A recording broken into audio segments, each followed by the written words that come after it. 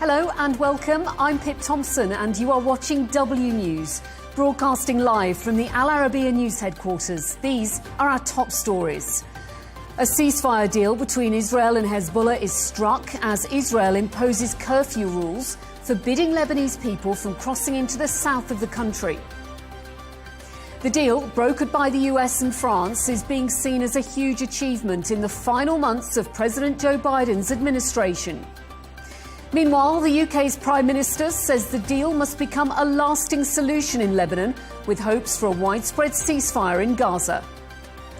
And China responds with fury to Donald Trump's planned tariffs as the president-elect promises to crack down on America's fentanyl crisis.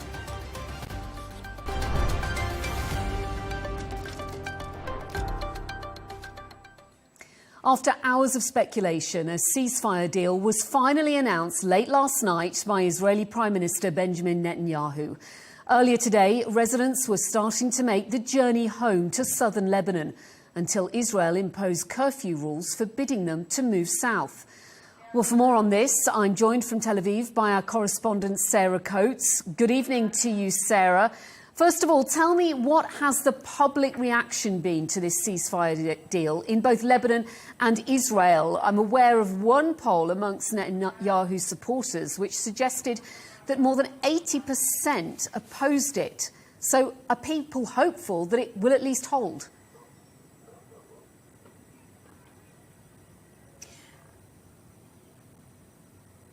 Hello there, Pip. We will begin in Lebanon. It's been about 15 or so hours since this ceasefire did come into play, and since then what's been really seen on the ground is a lot of emotion, a lot of jubilation, a lot of joy as these people really try and make their way back down south in the thousands. But really, just to highlight the fragility of this deal is what we have heard from the Israeli Defense Forces in the past couple of hours. As you mentioned, this curfew running from 5 p.m. local time until 7 a.m. in the morning. It was posted on X. It says it is absolutely forbidden to travel south of the Litani River and that any movement in that area exposes you to danger. Now, the statement goes on to say, we remind you that the IDF is still deployed in its positions in southern Lebanon in accordance with the ceasefire agreement, and our forces will deal firmly with any movement that violates this agreement. So really, this has put a dampener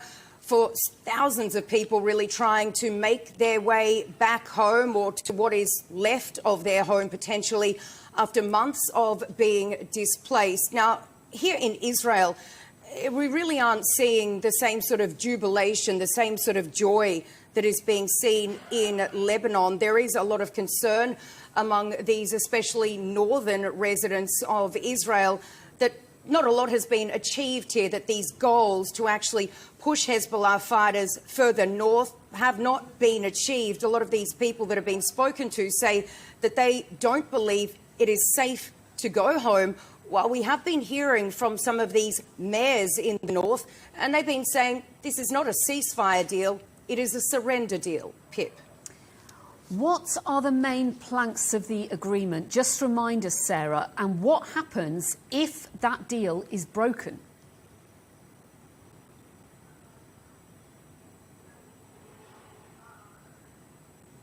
So we're talking here about a 60-day cessation of hostilities. What it does mean, and what is being seen on the ground, is the deployment of the Lebanese military moving down south beyond the Litani River and before the UN-drawn blue line. Now, they will be there along with UNIFIL personnel to basically push Hezbollah fighters further north, back behind the Litani River, and make sure that this region, this sort of buffer zone, if you may, is demilitarized. Now, during this 60 days, the IDF, the Israel Defense Forces, must actually leave Lebanon. And this is the time that these residents of northern Israel and also, of course, southern Lebanon should be able to return back home. Now, it is after this 60 days, that is, in fact, if it does hold, that it is hoped that there will be other agreements, other discussions on the disputed border and also the maritime border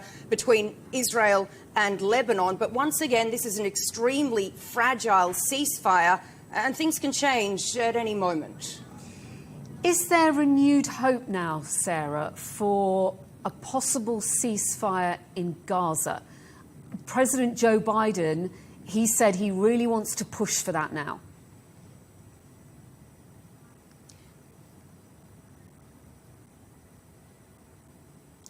Certainly, that is what we have been hearing from the US president over the course of the last day. He says that this really should be used as a catalyst for a ceasefire in Gaza that is so desperately needed, with more than 44,000 people that have been killed there. Now, with regards to this, we do need to remember the differences here between, of course, Lebanon and Gaza. Lebanon is a sovereign state. That is something that Gaza isn't. And we also do need to remember that there are 101 Israeli hostages still being held in the Strip. And this has really been a major point of contention here in Israel today. A little earlier, there was a Knesset sitting, a sitting of the Israeli parliament, which actually descended into a screaming match between the far-right National Security Minister, Itamar Ben-Gvir, and a number of family members of these Israeli hostages. Now, what we did hear from Itamar Ben-Gvir is he said, I'm not willing to actually do a deal to exchange 1,000 Sinwars, referring there to the former Hamas leader Yahya Sinwar, in exchange for these hostages. And that, of course, caused a lot of anger within the Knesset, as I said, descending into a screaming match. But certainly we are now seeing a lot of focus turn to the situation in Gaza. As you said, we've been hearing this from US President Biden, and he says he'll be working with a number of regional partners. We're talking here about Turkey, Egypt, and also Qatar, to really try and bring about an end to the conflict in Gaza. Pip. Sarah Coates in Tel Aviv, thank you.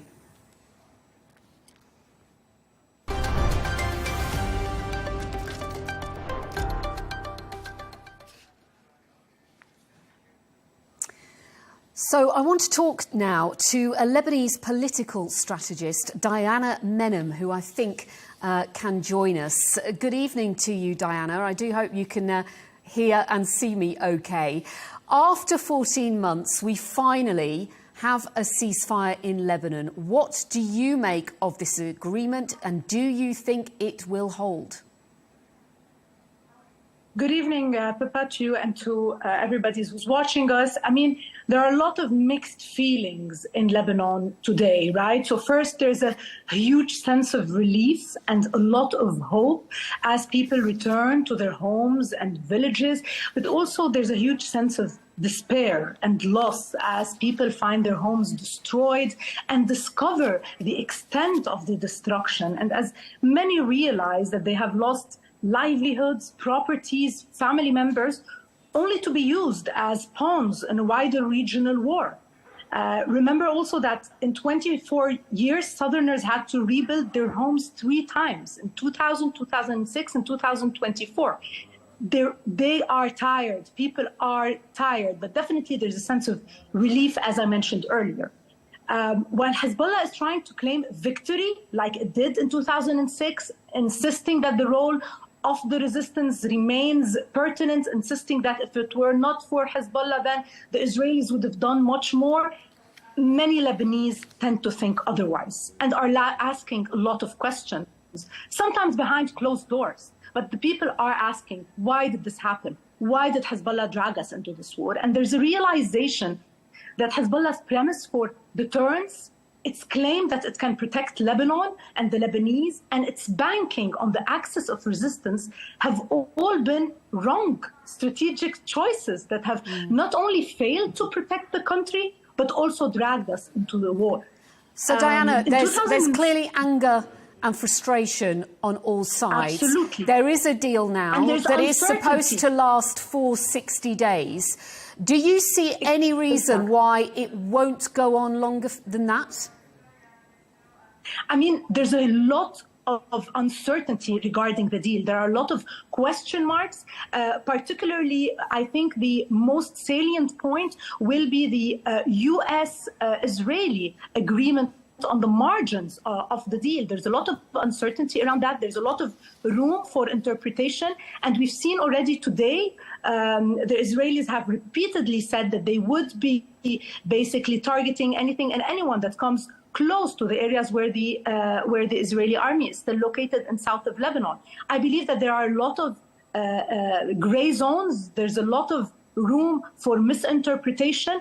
And yes, unfortunately, this deal could break at any point in time, particularly, as I mentioned, given the uncertainty around it.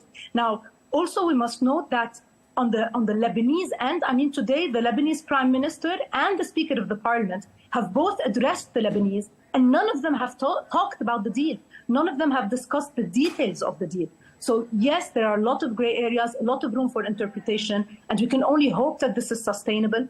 On the Lebanese side, this will mean a firm commitment to a deployment of the Lebanese army.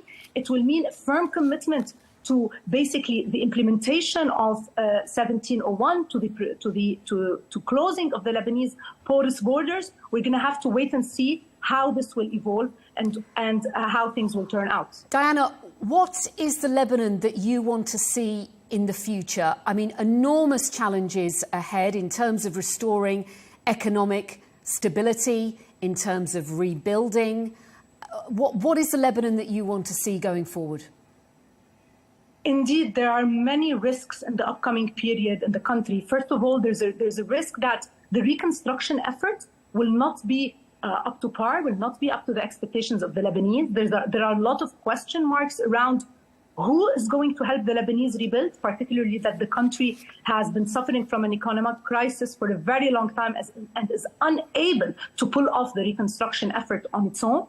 There are many questions around what will the post-war reality in the country be. Hezbollah is trying to return to its pre-war configuration, insisting that it's very important for the Lebanese to maintain basically the premise of the resistance. They are insisting that the role of the resistance is key. But as I mentioned earlier, many of the Lebanese tend to think and want to actually see a different reality.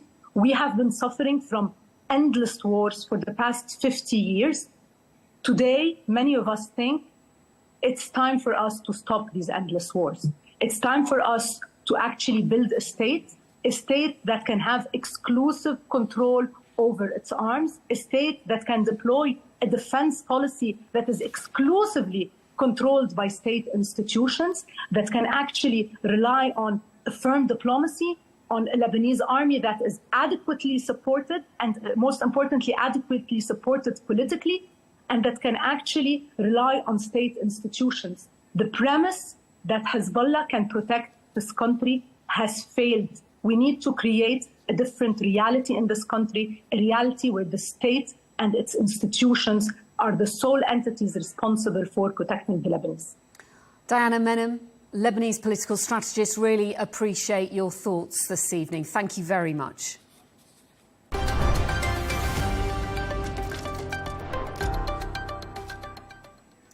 The United Nations and Western states have welcomed the Israel-Lebanon ceasefire, which went into effect earlier today.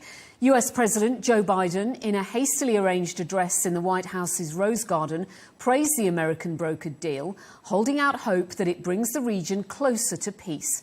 Benji Haya was there. President Biden with some, in his words, good news. I'm pleased to announce that their governments have accepted the United States proposal to end the devastating conflict between Israel and Hezbollah. This is a conflict which has simmered and then raged for more than a year, the deadliest between the two sides in decades. Now, over the course of 60 days, Lebanon's army will retake ground from Hezbollah, with Israeli forces withdrawing from Lebanese territory.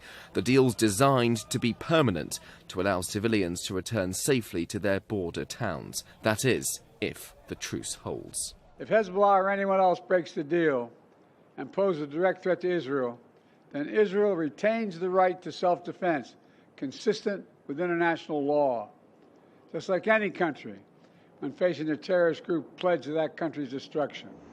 The White House says Israel has made huge gains in this war, killing senior leaders of Iran-backed militia groups and destroying key infrastructure. They have been largely successful at destroying Hezbollah's military capacity and leadership, and Lebanon has been pummeled in this campaign, and frankly there's nothing left for Hezbollah really to do but concede and seek to rebuild.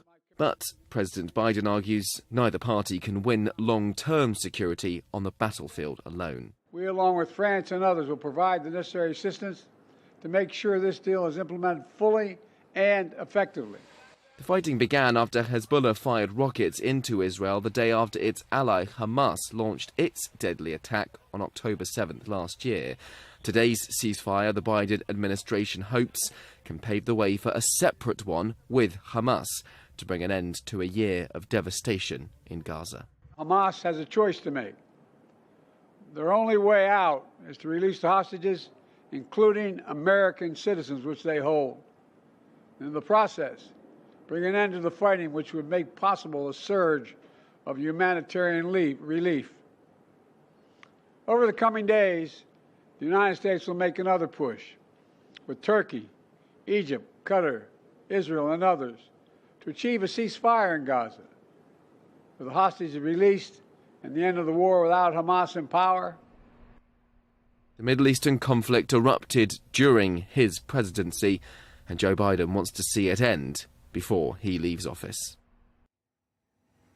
And our correspondent Benji Haya joins us now from Washington. Hello to you, Benji. Well, Joe Biden talked there about America having helped to broker this agreement. Can you tell me a little bit more about exactly what their role is in this ceasefire deal going forward?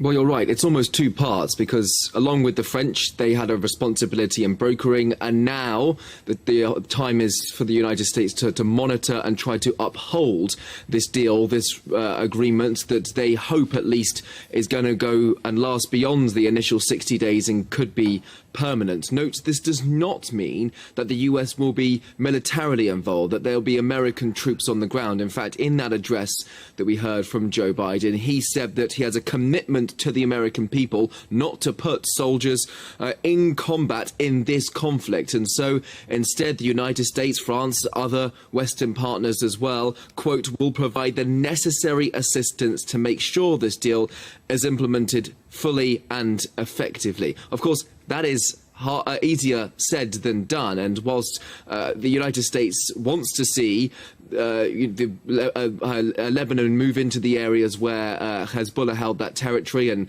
Israel in turn withdraw back across the border so that civilians can return to those border towns, there is this sort of period of a vacuum and also a very fragile ceasefire that could at any point break if either side decide to re-engage in a conflict. And so the United States will want to oversee that, not get involved militarily, but just try to uphold this agreement to make sure that it lasts beyond that initial period of 60 days. And earlier, President Biden said that the United States is going to make another push to achieve a ceasefire in Gaza. Now, with just weeks to go until he steps down, is there a sense that President Biden wants to get all this wrapped up so he can claim the credit for helping to achieve peace, rather than President-elect Trump?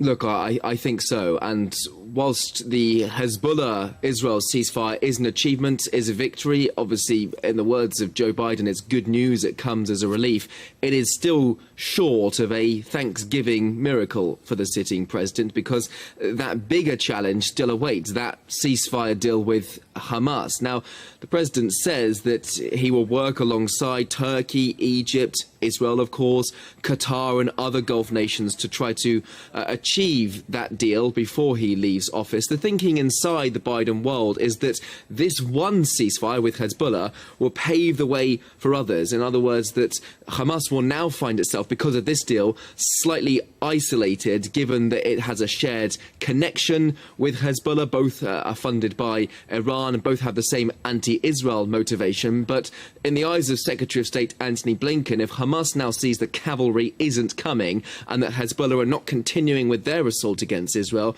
there could be a greater incentive for Hamas to sign the deal. But there is no indication, at least it hasn't been made public, that Hamas or indeed Israel are ready to do this within the very short time frame there is left before, obviously, Biden leaves office and Donald Trump takes the reins. Benji Hire in Washington, thank you.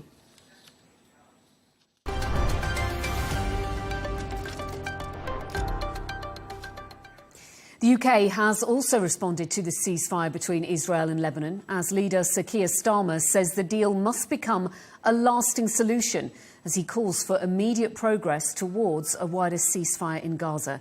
Speaking in Parliament today, the Prime Minister told MPs now was the time to build trust and de-escalate tensions.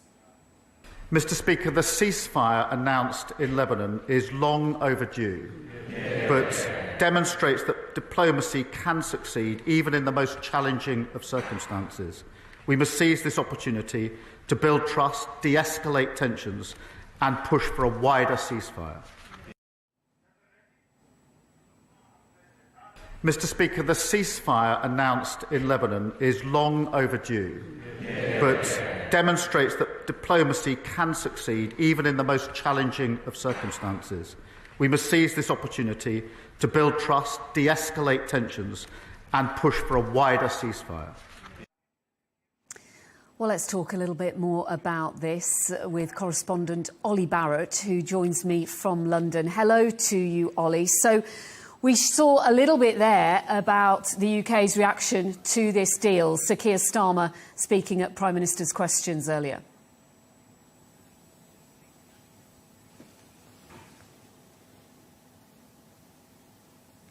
That's right. A cautious welcoming, I think it's fair to say, from UK officials, but also hoping, the Prime Minister, that this may help lead to some kind of progress towards a ceasefire in Gaza as well. However difficult that may be, we've heard a similar message today from the UK's Foreign Secretary David Lammy, also from the new shadow Foreign Secretary Priti Patel of the Conservative Party. She's talked about welcoming the news of the ceasefire in Lebanon cautiously, but also recognising that there is a long road ahead. We've heard from the board of deputies of British Jews in a statement saying that they hope that in due course communities on both sides of the border will be able to return safely to their homes and livelihoods.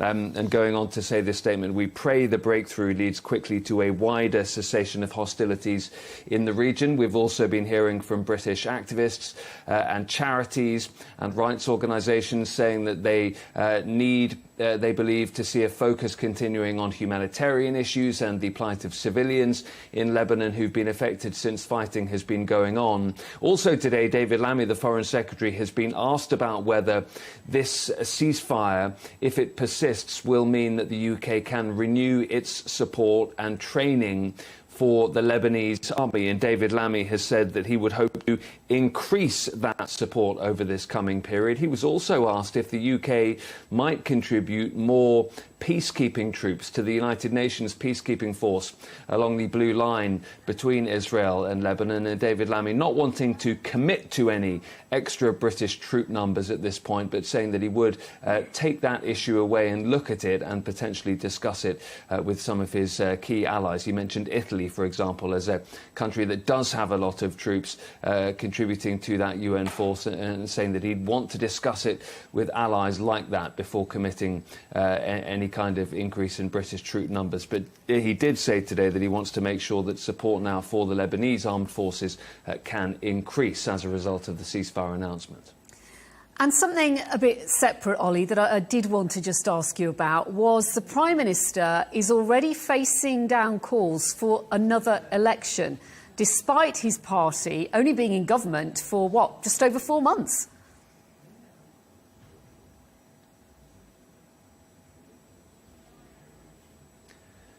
Indeed, and this has come in the form of a petition, which is something that anyone can set up and petition Westminster to consider one idea or another. And the petition has garnered well over 2 million signatures now for there to be a fresh election, just as you say, just months after the last election. And the person who put this petition together said that this should be considered because it was claimed that the Labour Party have gone back on pledges they made in the election campaign. Now, because of the level of signatures that have signed up to this petition, it will be now considered for a debate, but not just considered for a debate in Westminster by MPs. We now today have a date. On January the 6th, MPs will discuss whether there should be another general election because Labour have broken promises they made in the election campaign. Now, that doesn't, of course, mean there's going to be another general election. Indeed, Keir Starmer was asked about this today during Prime Minister's questions, and he pointed to the fact that he thought there'd already been a petition. By that, he meant that there was a general election in July, and millions of people voted for his Labour Party and delivered them a large majority. So this isn't going to change anything. This isn't going to lead to a general election. It's a minor embarrassment, if anything, for Keir Starmer and his Labour Party. But just behind that, the Labour Party also aware that Keir Starmer's personal approval ratings have been falling. The approval ratings of the Labour Party have been falling as well. So they will want, if they can, to try and recover some of the popularity they had leading into the election in the months ahead. Olly, Barratt in London, thank you for clearing all that up. No election in the UK, at least not for a few years. Thanks, Olly.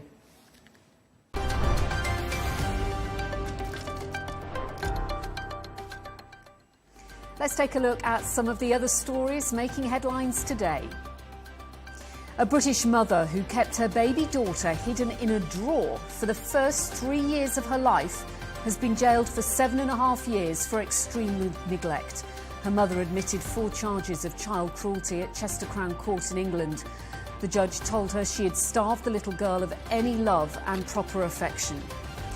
The coast of central Japan experienced a strong magnitude 6.4 earthquake. It hit the Noto Peninsula at around 10:47 p.m. yesterday. Japan's Cabinet Office says there are no immediate reports of damage or injuries and a tsunami alert has not been issued. Abu Dhabi's Zayed International Airport has been named the most beautiful in the world by the Prix Versailles. Other airports included in the list include Singapore's Changi Airport, Boston's Logan International Airport and Kansas City International Airport.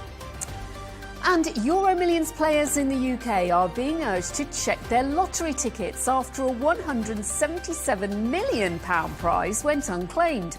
The owner of the winning ticket will become the 3rd biggest national lottery winner ever.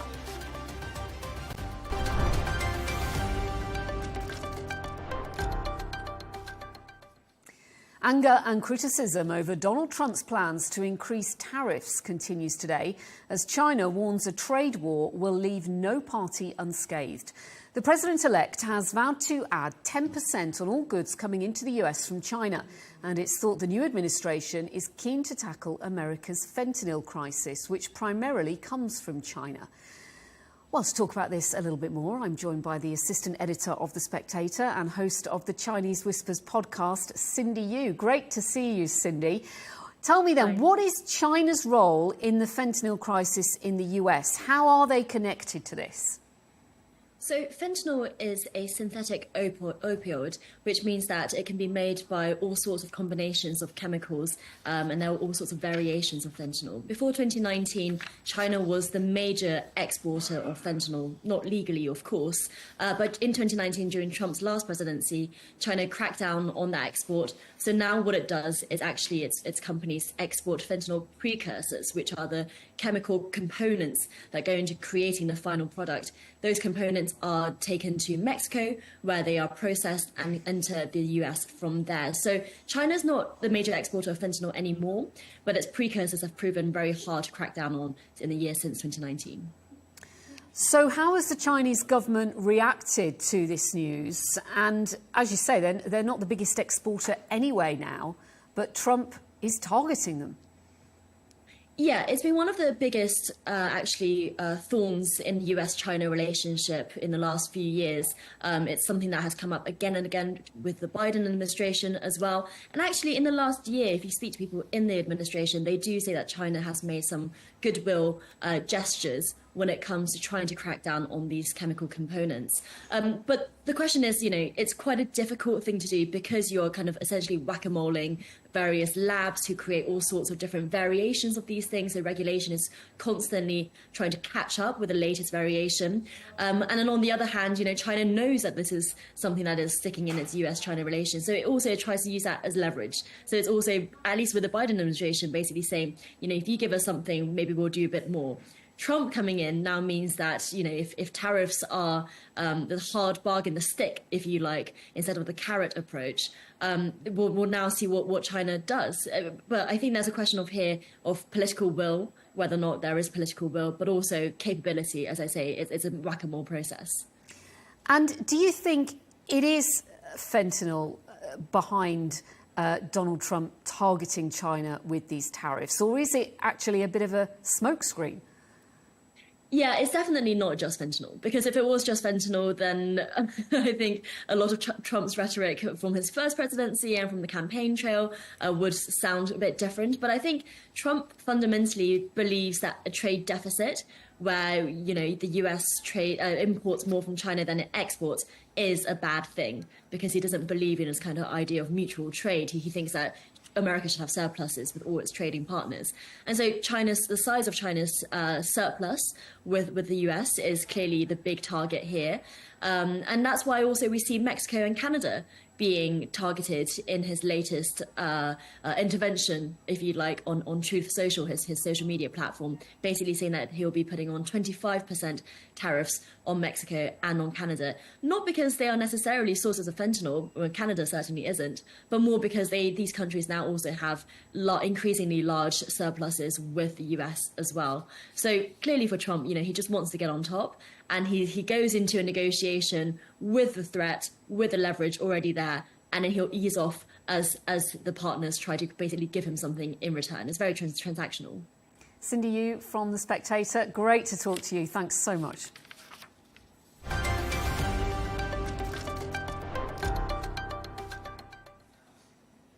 Let's bring you the top business news stories now. And the Russian ruble has further weakened against the US dollar and Chinese yuan today, down 24% since August. Earlier today, the ruble was down 0.86% at 106.40 against the dollar, 0.51% at 14.74 against the yuan.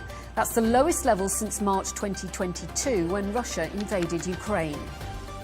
The Middle East's biggest airline, Emirates, has accused aircraft manufacturers Boeing of clipping their wings after a delayed delivery of an order of 777-9X jets.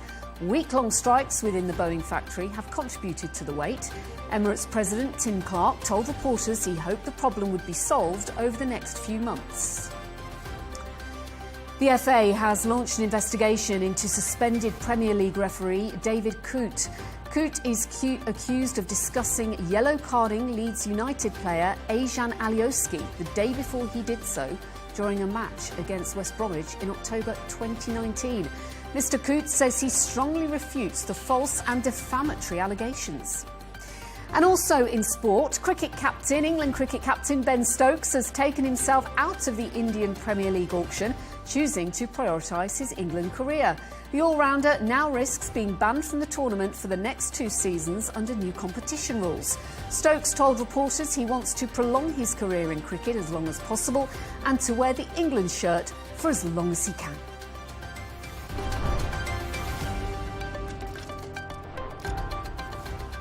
Let's remind you of our top stories. A ceasefire deal between Israel and Hezbollah is struck as Israel imposes curfew rules, forbidding Lebanese people from crossing into the south of the country. The deal, brokered by the US and France, is being seen as a huge achievement in the final months of President Joe Biden's administration. Meanwhile, the UK's Prime Minister says the deal must become a lasting solution in Lebanon, with hopes for a widespread ceasefire in Gaza. And China responds with fury to Donald Trump's planned tariffs as the president-elect promises to crack down on America's fentanyl crisis.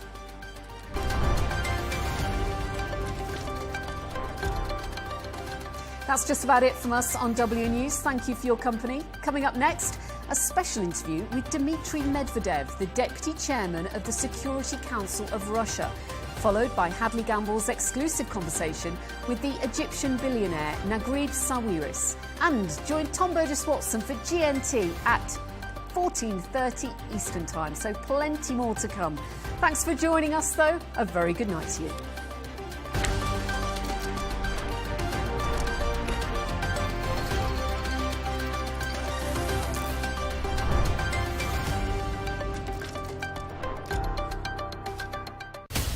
From the White House to Gaza, Kiev to Beijing, elections, economics and the environment compete with conflicts and other complex issues for our attention.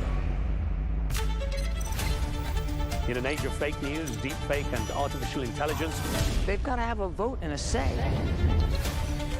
It's important to look beyond the loudest voice to understand the truth.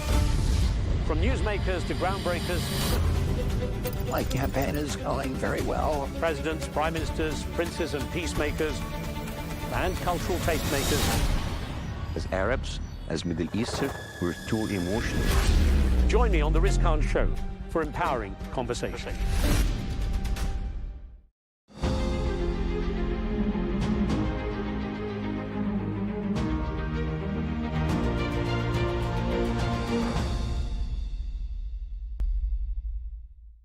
Дмитрий Анатольевич, спасибо огромное еще раз за гостеприимство и добро пожаловать на Аль-Арабия.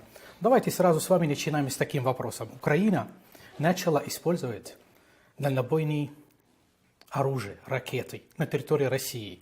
Насколько этот шаг повлияет на ожидаемые переговоры? Да, безусловно, это то, что произошло. И совершенно очевидно, что это не останется без последствий. И уже не осталось.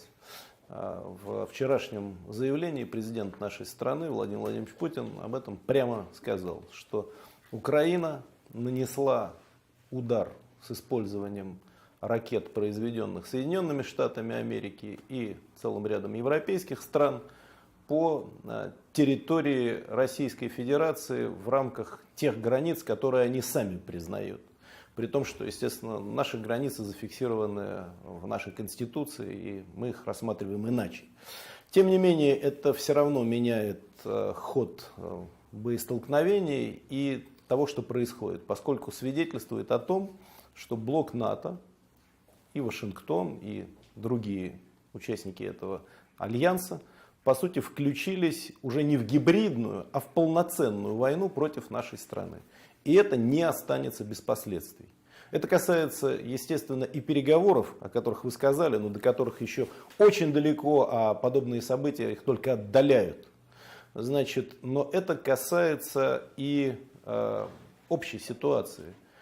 В результате Верховным главнокомандующим было принято решение о ответном ударе, который был нанесен вчера с использованием нового, специально созданного оружия, а именно гиперзвуковой баллистической ракеты, которая была впервые опробована на военном театре, театре военных действий.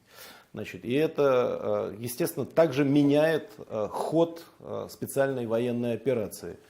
Все за этим наблюдали. Значит, как известно, о том, что будет применена баллистическая гиперзвуковая ракета, которую назвали «Орешник», значит, мы проинформировали американцев, поскольку у нас есть такие с ними договоренности и обязательства, чтобы не возникло уже международного конфликта, конфликта иного масштаба.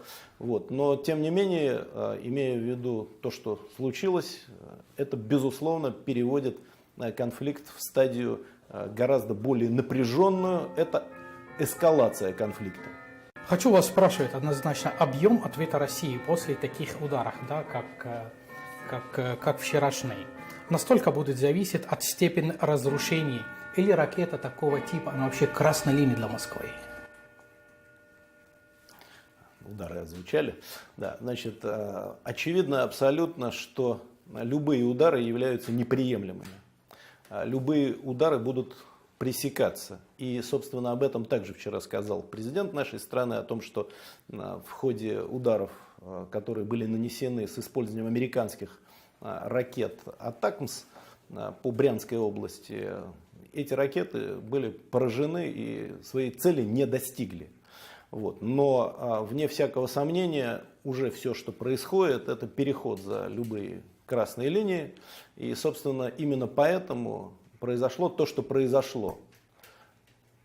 О чем сказал вчера глава нашего государства, заканчивая свое выступление, проинформировав и военнослужащих, и граждан нашей страны о том, что был нанесен удар гиперзвуковой баллистической ракеты по объектам промышленным на территории Украины. Он закончил свое выступление следующими словами: ответ обязательно будет. Это касается и того, что произошло, и возможной дальнейшей эскалации. Об этом должны призадуматься абсолютно все, кто сегодня нагнетает военную истерию, прежде всего в блоке НАТО, Соединенные Штаты Америки и ряд других государств. Мы с вами прекрасно понимаем, что переговоры – это дверь, которую можно открыть с двух сторон. Как вы думаете, такой шаг Байдена, я имею в виду, в отношении ракетного удара, это игра на нервах перед переговорами? Я думаю, что с его стороны это никакая не игра на нервах. Значит, здесь несколько целей. Цель номер один – оставить своему преемнику, которого он не желал, а именно избранному президенту Трампу, максимально тяжелое наследство по Украине. Поскольку всю эту историю развязала демократическая администрация, она несет за это прямую ответственность. Не говоря уже о том, что они истратили сотни миллиардов рублей американских налогоплательщиков на военную кампанию. И кампанию, которая причинила огромный ущерб как экономике Украины, так и принесла большое количество человеческих жертв. Вот он хочет распространить это на новую администрацию, чтобы они получили в максимальной степени тяжелое наследство. Второе, ему нужно сделать еще какие-то дополнительные шаги, которые закрепят его роль в этой всей истории. А с учетом того, что решения эти зачастую носят непоследовательный характер, скорее всего, они продиктованы вот именно сиюминутными такими соображениями. Вот. Я думаю, что ничего другого американская администрация Байдена в уходящем своем режиме преследовать уже не может. Она просто, по сути, играет на эскалацию этого конфликта и на сохранение этого конфликта в будущем, полагая его важным для Соединенных Штатов Америки. А почему, я, может быть, скажу дальше. Ранее вы заявили несколько раз о возможности покушения на жизнь Трампа, так как он хочет остановить войну. Насколько Москва рассчитывает на Трампа? И рассчитывает ли вообще на него? И какова вероятность быстрого решения проблемы конфликта после возвращения господина Трампа в Белый дом? Москва ни на кого не рассчитывает. Мы рассчитываем только на свои силы, о чем, опять же, сказал вчера президент, выступая с вот этим посланием в связи с запуском гиперзвуковой ракеты. Мы рассчитываем только на себя. И с точки зрения нашей обороноспособности, с точки зрения судьбы этого конфликта и нашей несомненной победы в этом конфликте, и с точки зрения выстраивания отношений с другими странами. Значит, на новую администрацию в этом смысле мы смотрим с определенными надеждами, потому что исходим из того, что избранный президент Трамп прагматичный человек. Есть еще военно-промышленный комплекс Соединенных Штатов Америки, есть так называемое глубинное государство, Deep State, которое заинтересовано в репродуцировании различных конфликтов по всему миру. Но, тем не менее, значит, это все-таки новая администрация, плюс господин Трамп во всеуслышание заявил, что он будет заниматься прекращением этого конфликта в кратчайшие сроки. А он может это сделать, поскольку все ключи находятся в Вашингтоне. Если Вашингтон и его сателлиты прекратят поставлять оружие на Украину, конфликт закончится. Дмитрий Анатольевич, очень важный вопрос. Вы постоянно заявляете о том, что Россия готова использовать атомное оружие при необходимости. И вот тут, насколько это реально и серьезно? И вообще, что понимать под необходимостью на сегодняшний день? И как вы думаете, Запад настолько в этом верит? Здесь, при всей печальности этой темы, мы должны исходить из реалий сложившегося дня. Еще несколько лет назад я бы в это просто не поверил. Это раз. Второе. Ядерное оружие в истории человечества использовала только одна страна. Это Соединенные Штаты Америки. Поэтому пусть они не умничают, когда говорят о угрозе, исходящей от России, а вспомнят свою угрозу и извинятся перед японцами. Они этого никогда не делали. Третье. Значит, использование ядерного оружия в соответствии с нашими доктринальными документами – это крайний вариант. Нам бы очень не хотелось, чтобы это вообще когда-либо произошло. Сумасшедших в руководстве России нет. Президент четко сформулировал свою позицию, когда утвердил новые основы ядерного сдерживания. Там прямо перечислены случаи, когда может наступить ядерный ответ. Но эти случаи есть. И скажем прямо, в новых основах ядерного сдерживания, основах госполитики по ядерному сдерживанию, порог использования ядерного оружия понижен с учетом тех рисков, которые возникли перед нашей страной. Наша страна находится в состоянии войны, причем со всем западным миром. Вот. И поэтому мы будем исходить из тех документов, которые подписаны главой государства, а решение, конечно, здесь принимает верховный главнокомандующий, то есть президент страны. Риски высокие, но это не означает, что эти риски необратимые. Если блок НАТО станет на реальную почву, если они прекратят раздувать пожар войны на Украине, этот конфликт можно завершить без всяких издержек для человечества. Во всяком случае, новых издержек. Дмитрий Анатольевич, вы недавно заявили о том, что одна из основных условий в переговорах – это аннулирование всех санкций против России. Если все-таки Трамп сыграет роль и сможет аннулировать, убрать какое-то количество санкций, то что? Вы же понимаете, что не могут убрать санкции одним разом в всем месте? Или это для Москвы тоже красная линия? Вы знаете, в отношении санкций я скажу следующую вещь, может быть, достаточно неожиданную. Конечно, санкции – это плохо. Мы всегда об этом говорили. Санкции были положены в основу наших переговоров, которые когда-то происходили с Украиной в Стамбуле. О том, что эти санкции должны быть отменены. Но санкции – это обоюдоострое оружие. Во-первых, они бьют не только по России, но и по всему западному миру, особенно по Европе. И по ним бьют сильнее. Во-вторых, санкции нас заставили заняться возрождением целых отраслей российской экономики. И в этом смысле санкции, как это ни странно, играют и свою позитивную роль. Вот даже то место, где мы сегодня разговариваем, да, это предприятие, которое занимается и гражданским, и оборонным производством, но это предприятие в настоящий момент загружено, и оно работает, и создает новые продукты. Продукты как в области гражданского машиностроения, в области гражданского производства, так и продукты в области военного производства, то есть военного сотрудничества и развития военной отрасли. Вот. Поэтому я полагаю, что вряд ли избранный президент, вступивший в должность, сразу поотменяет эти санкции. Тем более, что на ряде санкций, вообще-то, по сути, он в известный период настаивал, во всяком случае, стараясь ограничить наши поставки газа в Европу. Говорил о том, что в Европу нужно поставлять сжиженный природный газ из Америки, что сейчас и происходит. А нашего газа в Европе нет, поэтому европейцы мерзнут, а их производство останавливается. В известном смысле прекращение санкций не в интересах целого ряда отраслей американской экономики.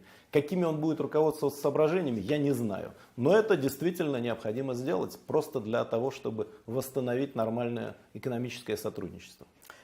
Дмитрий Анатольевич, мир очень бы не хотел вернуться в период холодной войны. Но существенный конфликт на сегодняшний день разделил землю. Кто на самом деле на сегодняшний день, на сегодняшний момент является союзниками и друзьями России?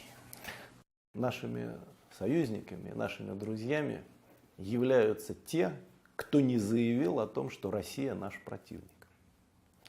А это огромное количество стран, это страны глобального юга, Азии,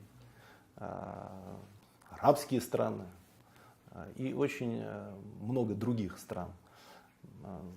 Страны, которые выступают как наши противники, их ограниченное количество. И, скажем прямо, туда попал, по сути, весь западный мир. Но это их решение. Друзей у нас больше. Должен спросить, потому что я посмотрел новости последние несколько дней. Очень хорошо на уровне военных экспертов идут дискуссии об ударах по военным хабам на территории Румынии и Польши, если Украина нанесет еще удары такого рода, как ракетой. Это реально? Понимаете, в свете того, что происходит сейчас, я, к сожалению, вообще никакой сценарий исключить не могу, даже самый сложный и печальный. Нам бы не хотелось такого сценария. Об этом мы все неоднократно говорили. И, опять же, отталкиваясь от того заявления, которое вчера сделал президент России, мы настроены на установление мира. Но установление мира должно учитывать в полном объеме интересы России. Вот именно то, о чем мы всегда говорили и будем на этом настаивать. Что же касается конкретных военных объектов, баз там, в любой из государств, в настоящий момент, если конфликт будет развиваться по эскалационному сценарию, невозможно исключить ничего, поскольку государства, входящие в НАТО, по сути, в полной мере включились в этот конфликт. Они должны понимать, что они воюют на стороне Украины. Причем воюют не только поставляя им оружие и предоставляя им финансовые средства. Они воюют напрямую, потому что они дают цели на территории России и управляют действиями американских или европейских ракет. Они воюют с Российской Федерацией. А раз это так, исключить нельзя ничего.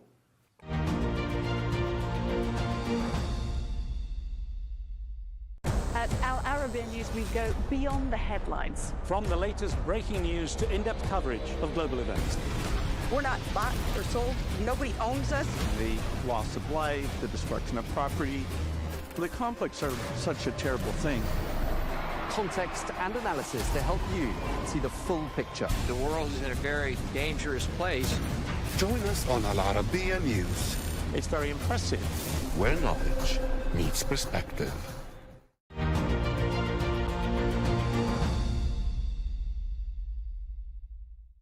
Дмитрий Анатольевич, как вы думаете, как будет развиваться ситуация на Ближнем Востоке?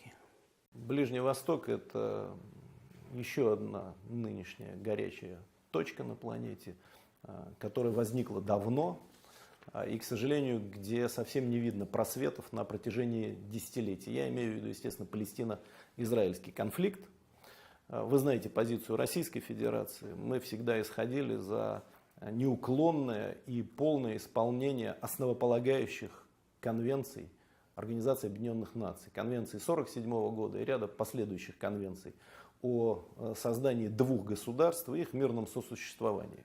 Но на самом деле ситуация очень тяжелая, а государства, которые реально могут оказать влияние на этот конфликт, к сожалению, своими обязанностями манкируют. И эти обязанности не исполняют. Я имею в виду, опять же, прежде всего Соединенные Штаты Америки, которые, на мой взгляд, не заинтересованы в разрешении этого конфликта, а заинтересованы в его поддержании на контролируемом уровне. Ровно поэтому они не вмешиваются в то, что происходит сейчас. А сейчас происходит трагедия. Как вы могли комментировать решение МОЗ в отношении руководства Израиля? Ну, вы знаете, наше отношение к Международному уголовному суду. Мы вообще-то в России этот суд не признаем, считаем его нелегитимным. Он не вправе рассматривать споры или обвинять кого-то, если это государство не подписало Римский статут Международного уголовного суда, то есть не присоединилось к нему. По принципам международного права мы исходим из того, что мы должны исполнять решения и считаем для себя обязательными только те решения, которые основаны на международном праве. Мы этот статут не подписали. Государства, которые его подписали, по всей вероятности, будут исполнять те или иные решения. Но мне будет очень любопытно посмотреть, каким образом это решение будет интерпретировано в Соединенных Штатах Америки, потому что уже отдельные должностные лица выступили и сказали, что это решение возмутительное.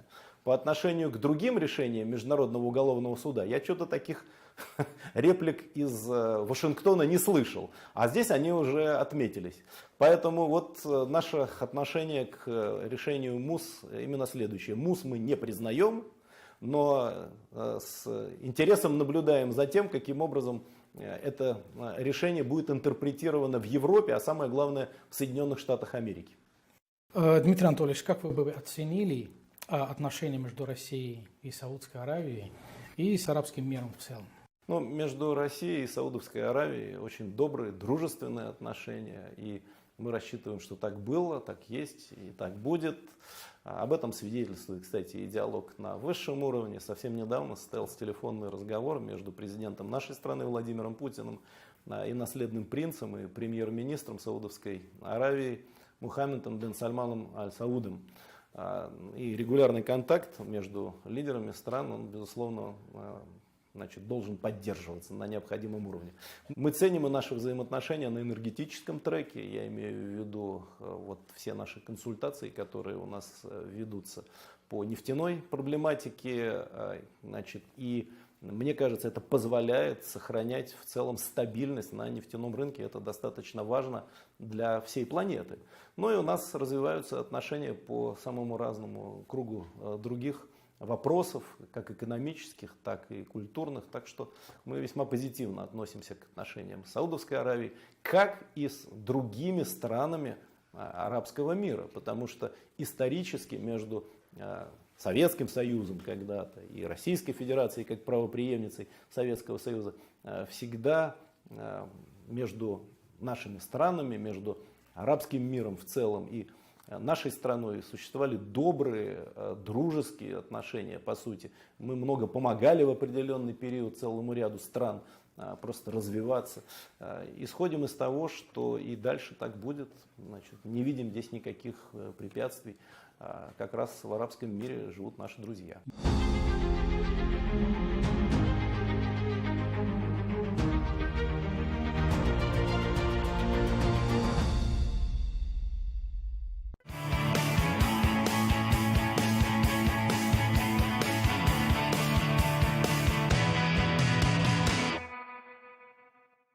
Tokyo, the world's most populous metropolitan area with 35 million people and one of the most expensive cities, Greater Tokyo.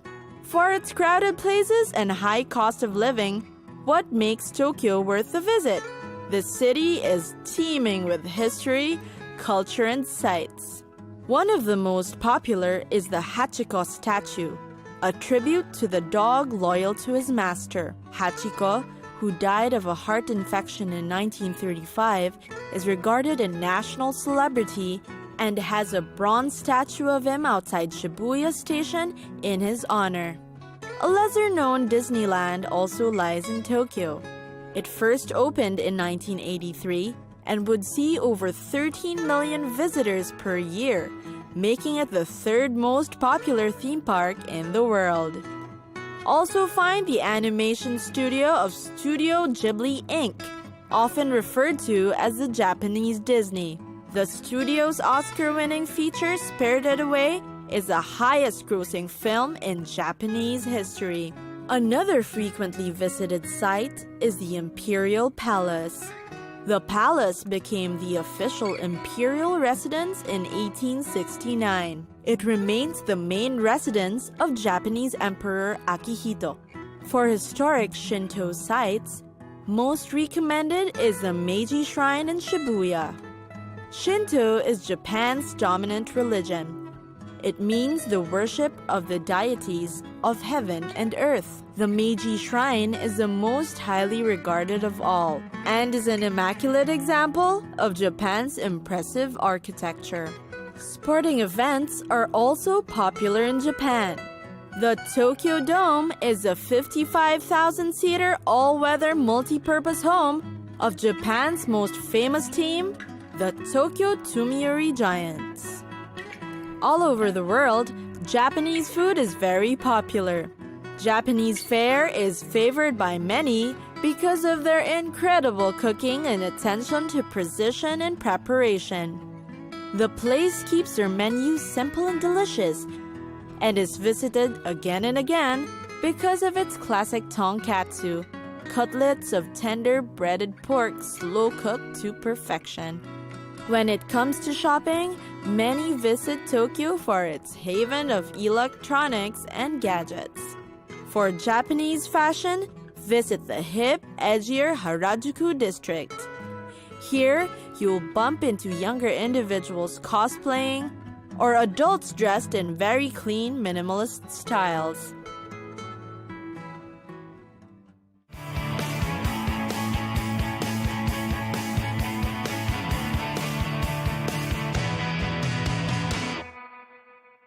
At Arabiya News, we go beyond the headlines. From the latest breaking news to in-depth coverage of global events. We're not bought or sold. Nobody owns us. The loss of life, the destruction of property. The conflicts are such a terrible thing. Context and analysis to help you see the full picture. The world is in a very dangerous place. Join us on Arabiya News, It's very impressive. where knowledge meets perspective.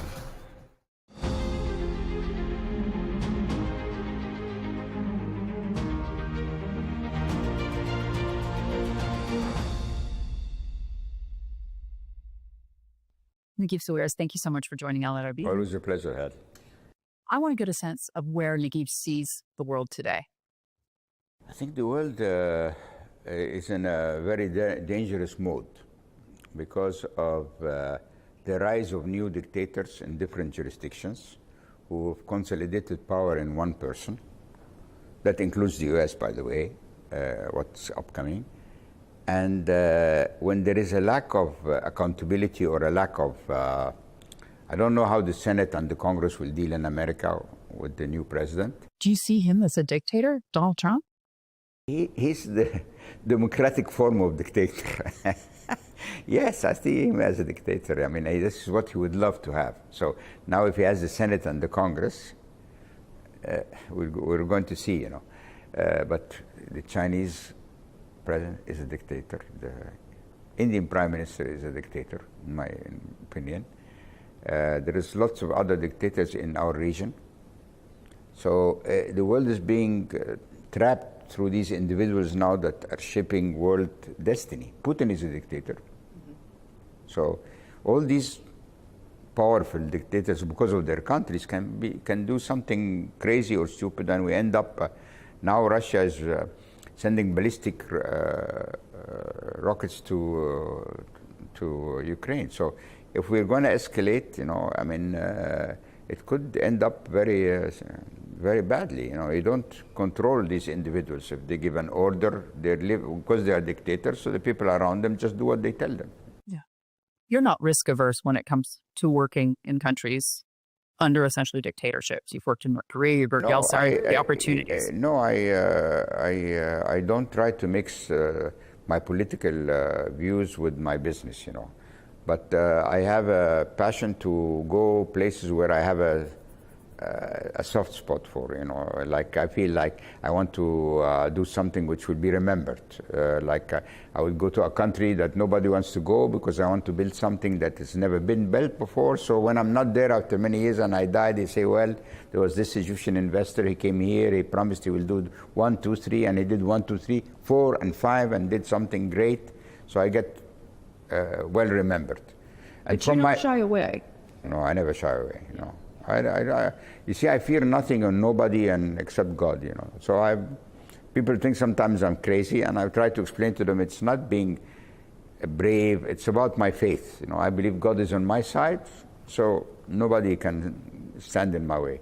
What do you think about the situation in the region today? Also very bad, very sad everywhere. You see, we still have problems in Libya divided between two sections, and there's still some uncertainty. You have Syria with uncertainty, and 3, 4 other countries meddling in Syrian affairs. Look at Lebanon, what's happening now with the destruction of Lebanon, this beautiful country with beautiful people. They're paying a price for some military force that took over Lebanon by force and ignoring all the facts of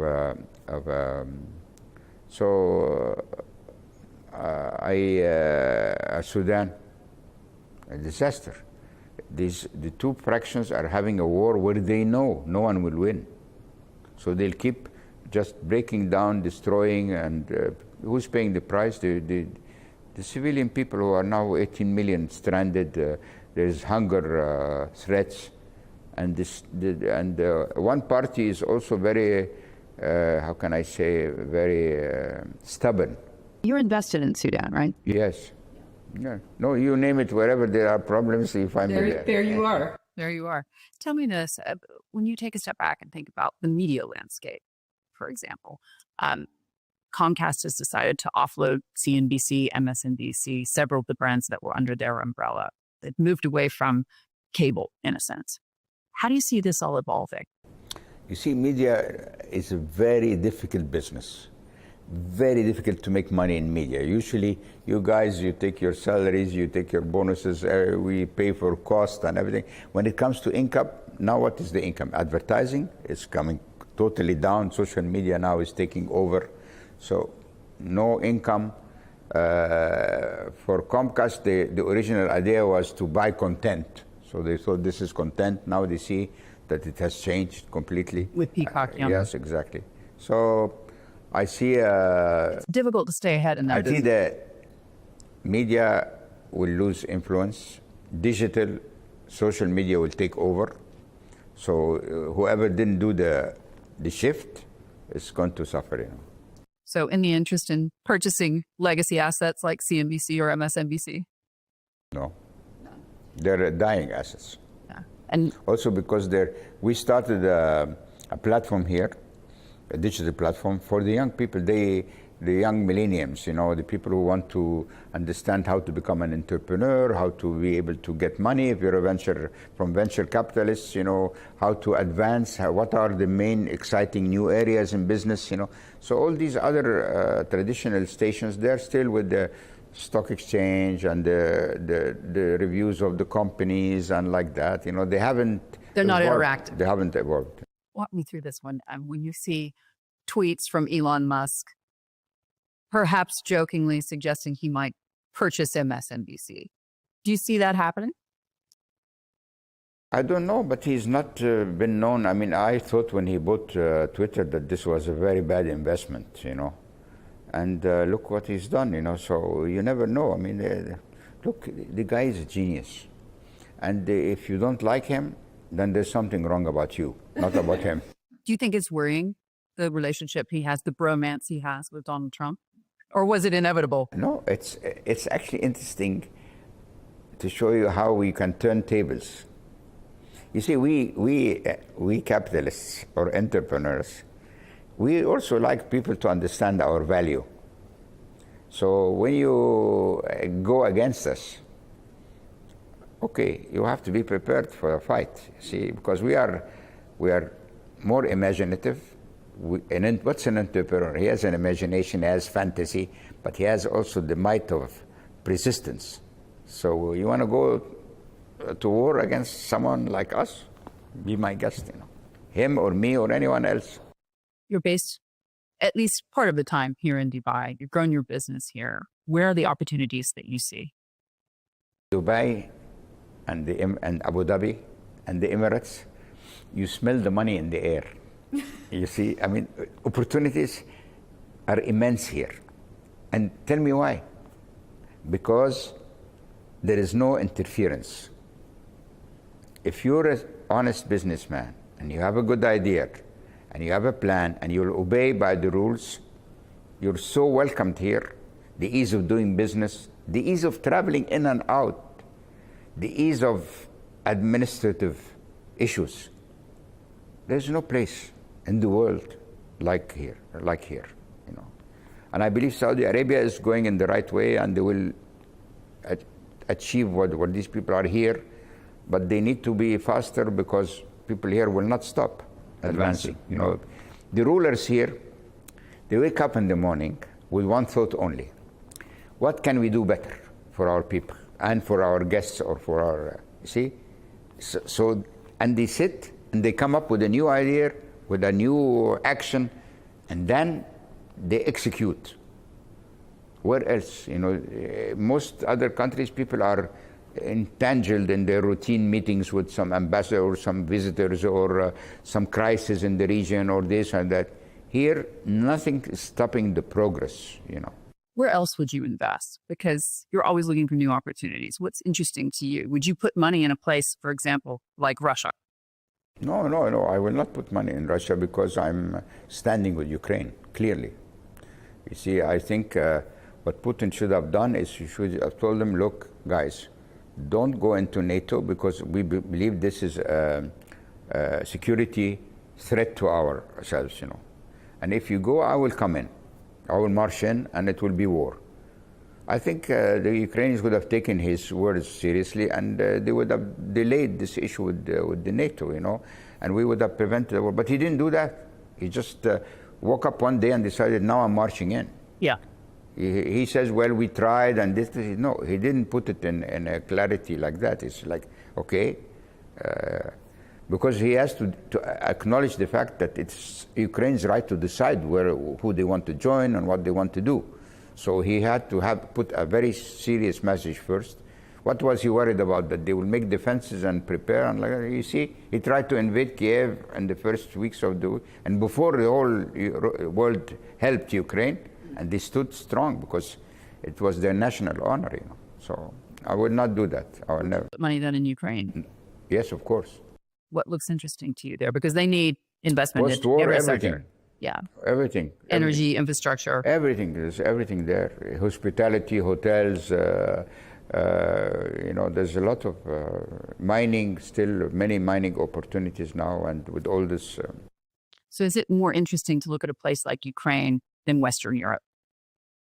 No, there's just more money to be made. In Western Europe, the competition is higher. Everything is already too regulated. Everything is done. There is a big, giant companies that will compete against you. I mean, you have to go where you, as a businessman coming from Egypt with limited resources, can do something and not have too much competition.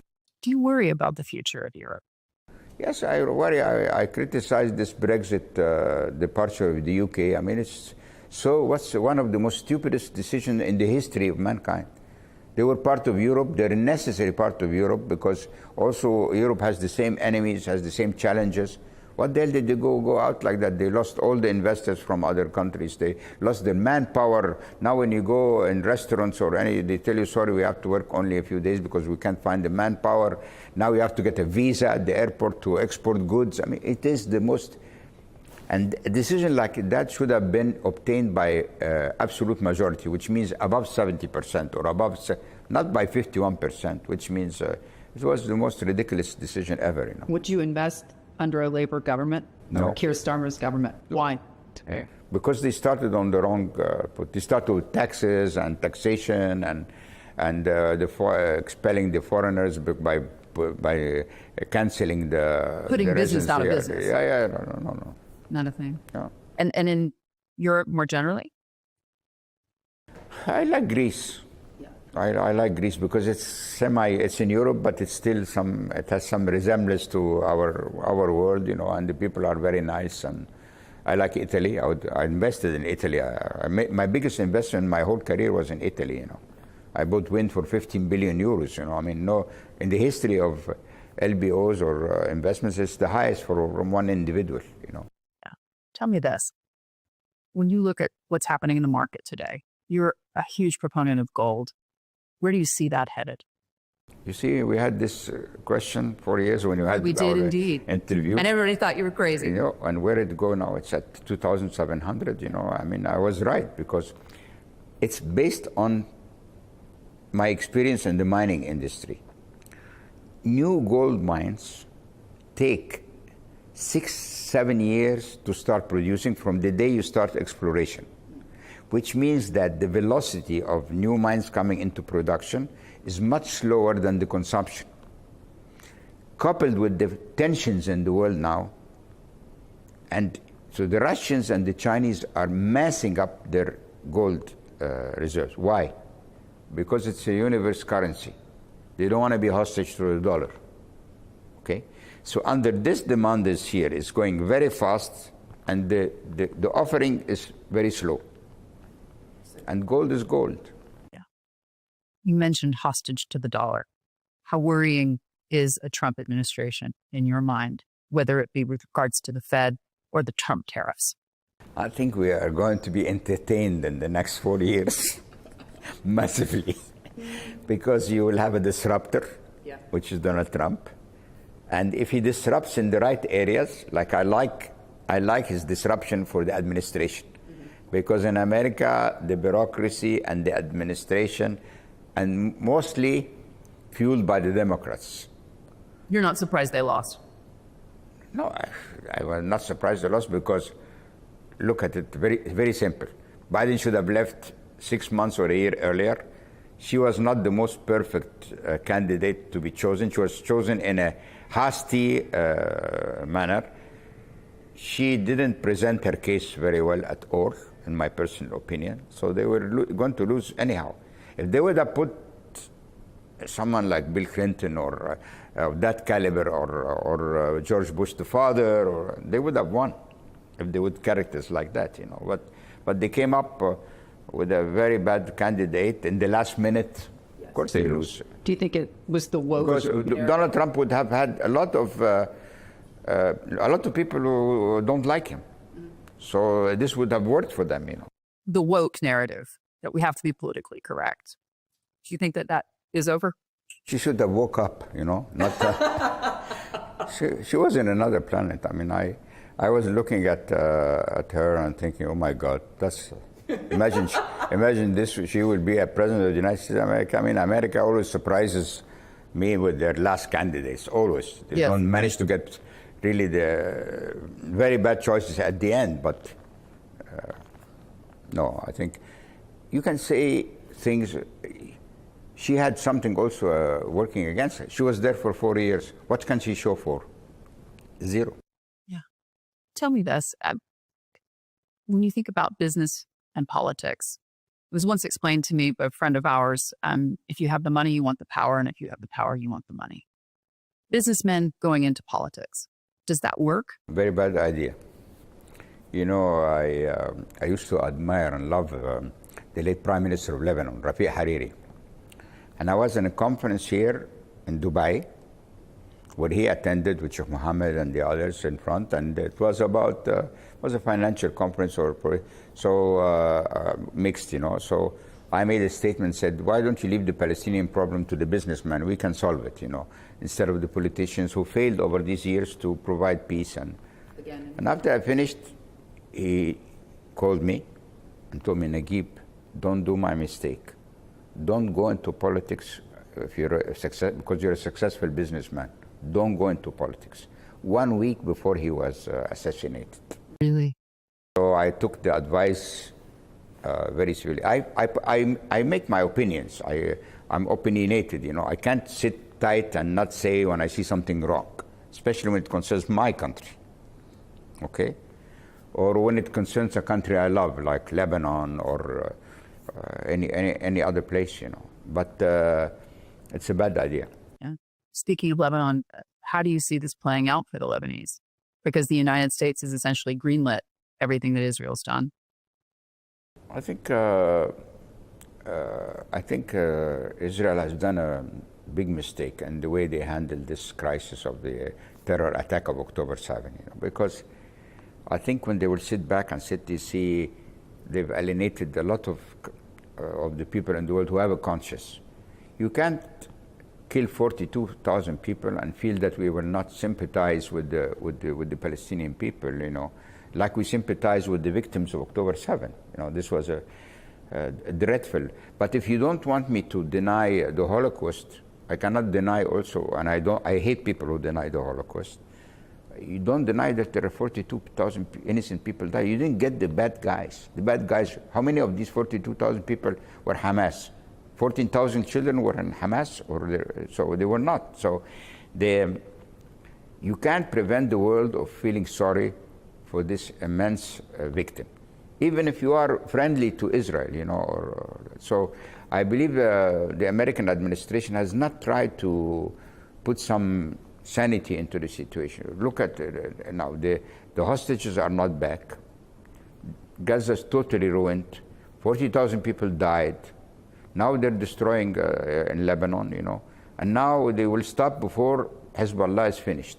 So they will stop and leave Hezbollah still there. So, which was supposedly the point. Yeah, so I don't know. For Lebanon. But Netanyahu also. Do you think that that was a correct ruling by the International Criminal Court? It stands for the 42,000 innocent souls that died. The question is, you want to get the bad guys? Get the bad guys. You are intelligent, you have technology, you showed it your technology in Lebanon, you know. So why do you make what we call a general punishment? You know? The people of Gaza were occupied by Hamas. The simple people did not all the people in Gaza wanted Hamas or accepted Hamas. Because Hamas was a dictatorial power on the people there. They didn't allow them to voice any other opinion. If you were not with them, they would take you and drag you and jail you with no. So the people were also oppressed. So you killed the oppressed people. Yeah. What happens next in your mind? Does Trump come into office and put an end to wars? Or is the Middle East beyond his abilities? No, it's not beyond, because he will have a lot of influence on the Arab countries. But he has a tendency to think that everything will be solved through money and business, you know, which is not right, because he forgets that people have now hate inside them. People have nationalistic feelings about their land, you know. You can't offer me money and you will take my home, you know. So I think he's made a statement which is, in my personal opinion, ridiculous, saying Israel should be bigger. On whose account? On our account. Let them come and take 1 centimeter from Egypt. We will go to war. Yeah. Nobody, doesn't understand the sovereign right of your land. So you want to be bigger in where? You go to the sea, then maybe they can put some more land in the sea. Dredging. What about Egypt today? Yeah, Egypt is not to what I would like it to be, you know. It's not to what I would like it to be, you know. What needs to change? I mean, this is a bit of that's where I get into trouble, you know, with questions like that. So I don't want to say, but I say we need more freedom. We need to support the private sector and open the doors completely. We need to eliminate the competition of the public sector and the army and the business. We need to restore the political life by allowing real elections and real debate, real conversation. We need a parliament that is not based on interest groups or people who paid money to become an MP. There's a lot of changes are needed. You know. Do you imagine we'd be talking about these things 10 years ago in terms of the future of Egypt? Well, to be honest, nobody expected when we got the Muslim Brotherhood out of Egypt and we welcomed President Sisi that this is going to be the way forward that has happened, you know. Yeah. And it's disappointing. You said it. You said it. Walk me through Monify. Tell me what this platform's all about. What led you to this? I know originally you were thinking... So Monify is I always wanted to have a financial station or a platform, but that is unique. That is not going against CNBC or Bloomberg because we don't have the budget anyhow. But that and linear may be over. Sorry, of course, yeah. And that's why you had to go and cater for the young generation, the millennials, and see what they like, what are they interested in. And most of them, they would like to be an entrepreneur. They would like to start their own business. So what this station is going to do is going to tell them, where are the future investment opportunities? Is it in space? Is it in digital or Bitcoin or where? And how to start their businesses, how to approach venture capital companies, and it also gives you a leg up yourself because you're seeing these companies at the most nascent. Yes, and also me, I'm very interested into promoting the youth. I never refuse an opportunity to speak to the young people, to explain to them, take their questions and give them advice. So now I will have a platform that will do exactly that, you know. It's just in the beginning now. We're going to add on it, you know, we have to introduce artificial intelligence into it to reduce our cost. We have to do a newsroom, you know, that is different. We have to see also how we will get some income, because now the advertising income is not really a main source now. So we have to be very innovative how we can do an interaction with our viewers and get some money out of that relation. Yes, something like that, yeah. Yeah. Tell me this. It's difficult. No doubt. Tell me this, though. What inspired you to do this? As I told you, I'm in times of my life now where I want to give back to society. So my family, we have a very big social organization called the Sawiris Foundation. It spends, I think, 1 to 2 billion pounds a year into Egypt, trying to create jobs, help all the NGOs that are providing jobs or training or medical or education. So this is good, and it's an institution, okay? But because I am egocentric a bit, you know, so I want to do something that would be named after me, like a great good deed. So I consider that one of them.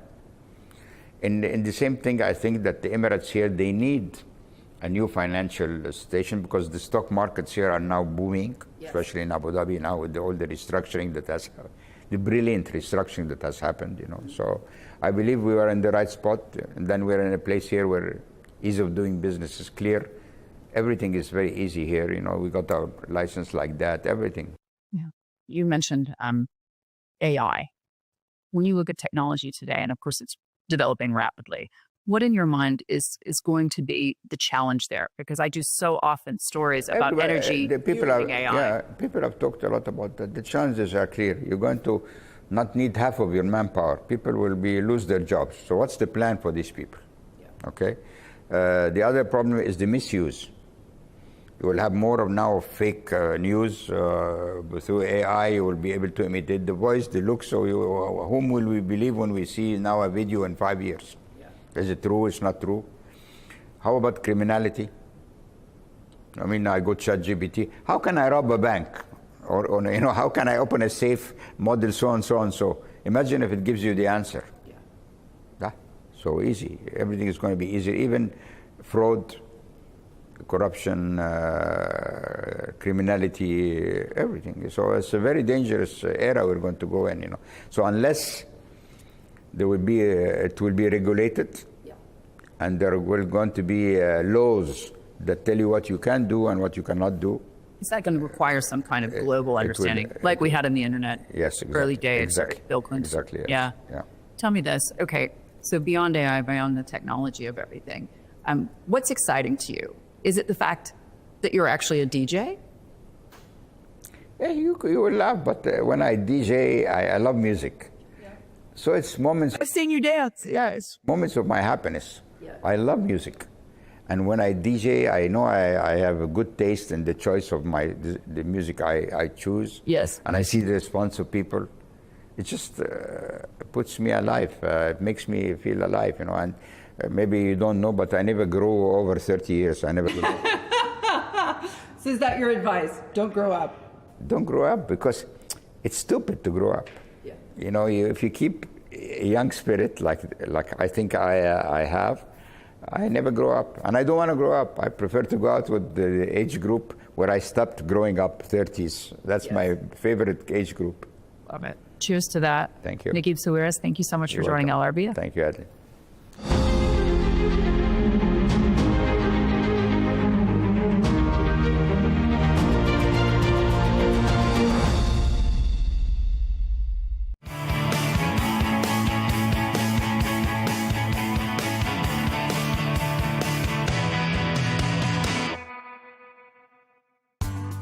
Amsterdam. Trust us, there are many reasons to see Amsterdam other than the things the city is notoriously known for. A few walks into Amsterdam and you'll certainly fall in love with it. The Dutch city is unique and amazing, and there's definitely so much to do. First, you can just enjoy the weather, take in the magnificent views, and ride a bike around the city. You can easily rent one. There are so many bikes, hundreds and thousands on the streets. It's definitely a great way to see the city, enjoy the scenery, and mingle with the locals. You must also visit the Dam Square for a dose of the city's history.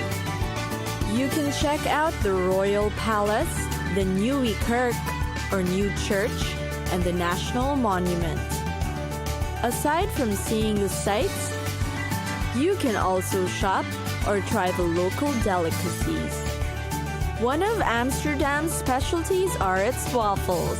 These sweet treats are excessively popular. Their famous Stroop waffle is made from 2 thin layers of grilled waffles stuck together with syrup. You can eat it however you like, with more sweets or fruits, such as strawberries. You'll also love Amsterdam for its local beer. It's a must for those who love beer. After all, the city is considered home of Heineken International Headquarters. Not much of a beer drinker? No problem, as there are many cafes you'll surely stroll by. What's best about these cafes are their seats that face the streets, the perfect way to people watch. Aside from that, there's also the Fashion and Museum District. Notable museums are the Rich Museum, the Van Gogh Museum, and the Stedelijk. Definitely not to be missed.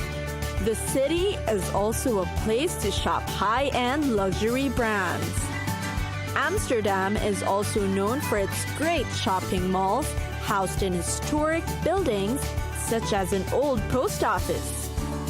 The buildings are of great design and are luxurious sights to see. Inside it are the top-tiered brands for both men and women, beauty finds, and more.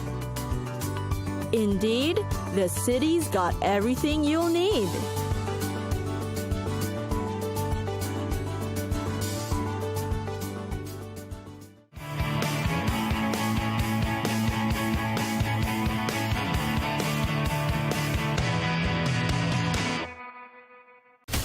From the White House to Gaza, Kyiv to Beijing, elections, economics and the environment compete with conflicts and other complex issues for our attention.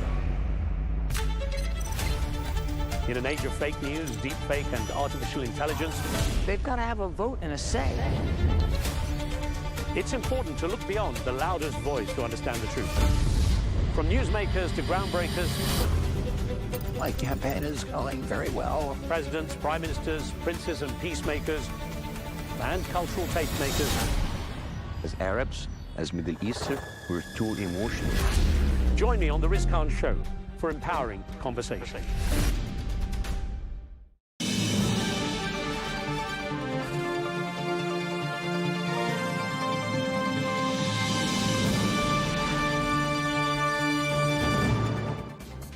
Hello and welcome to Global News Today, bringing you exclusive insights and fresh perspectives from leading experts and influential decision makers every weekday here on Arabiya News. I'm Tom Burges Watson. Coming up on the programme today, a ceasefire between Israel and the Hezbollah militant group is now in effect as Lebanon reels from more than a year of deadly clashes. The Israeli Prime Minister Benjamin Netanyahu reaffirms one key ceasefire condition: that Israel retains complete freedom of military action. This as displaced Lebanese residents start returning home. And the US President Joe Biden, meanwhile, says the dust has not settled as he renews a push for a truce in Gaza.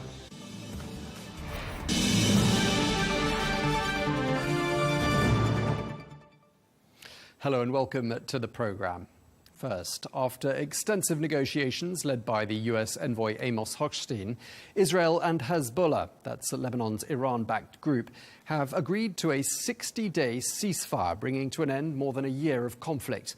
Well, the deal went into effect on Wednesday morning, and under its terms, Israel is expected to halt operations in Lebanon and withdraw its troops from the south within 60 days, while Hezbollah fighters will pull back north of the Litani River. That's about 30 kilometers from the Israeli border, where Lebanon will deploy around 5,000 troops.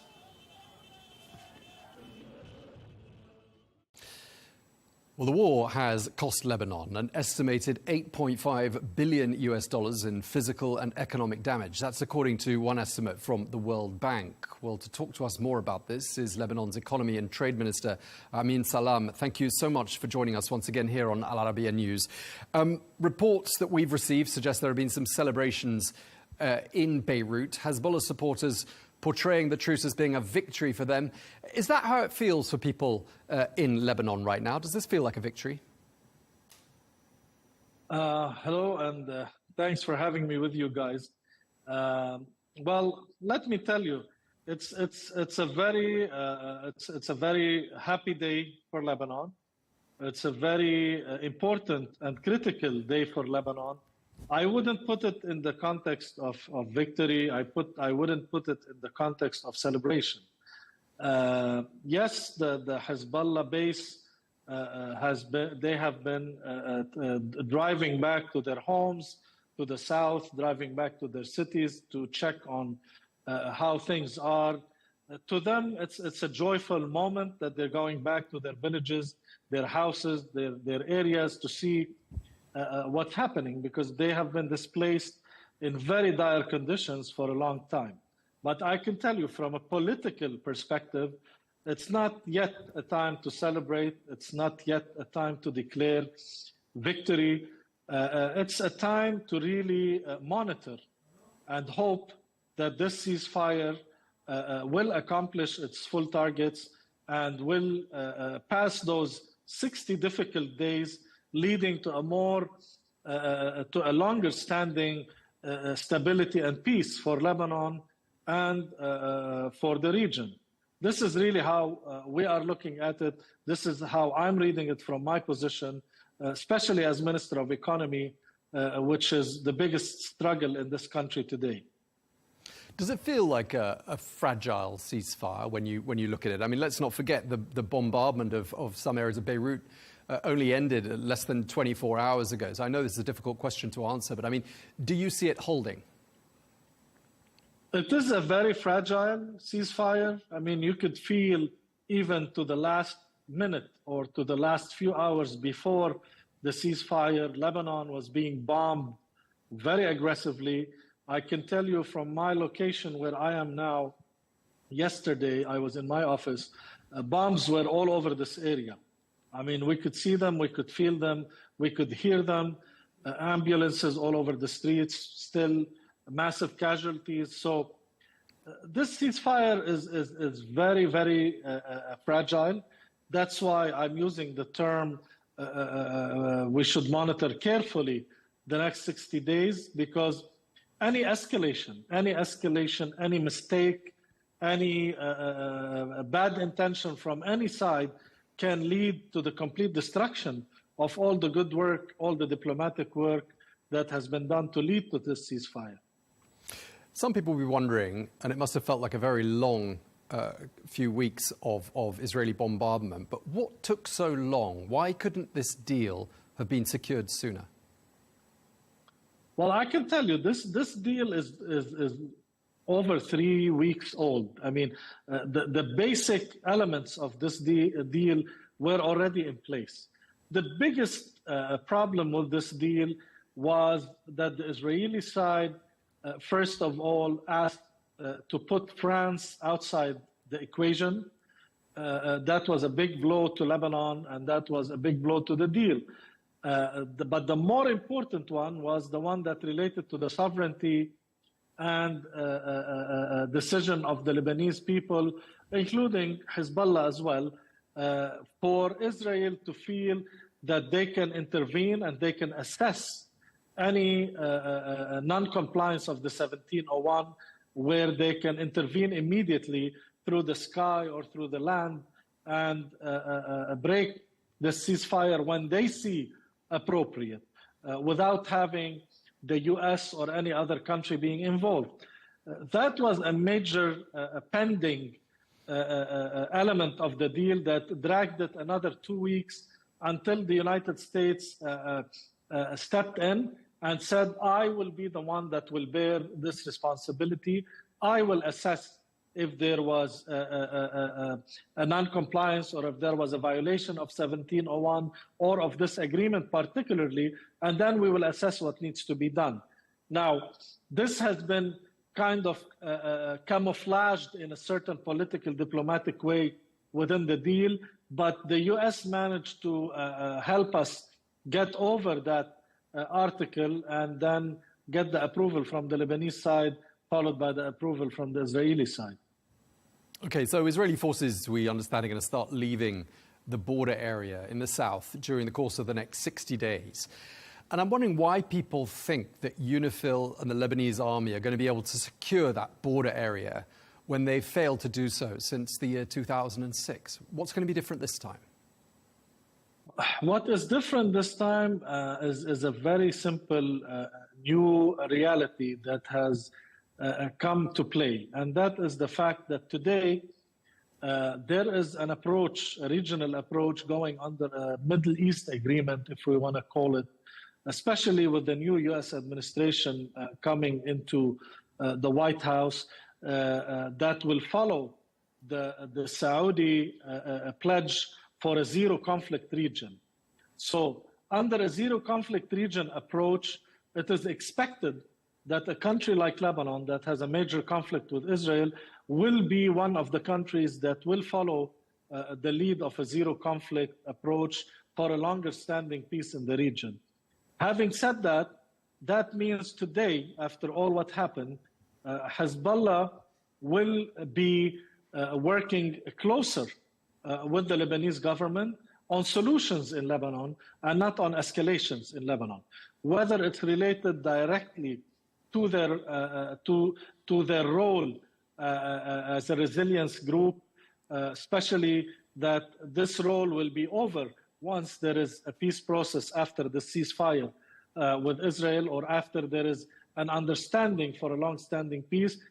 How that will shape up, we're still politically not there. But I think this is the only thing that changed that will give the international community today a strong reason to support the Lebanese army, contrary to what we had in the past. In the past, the Lebanese army was politically dragged into becoming weak because that was the direction in the region. That was how things were done. Today, there's a big push for the Lebanese army to be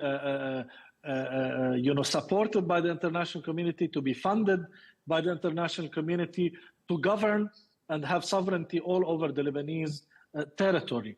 And we see that happening. This will be the only path where Lebanon will join the zero conflict process and will witness a long-standing peace in the region.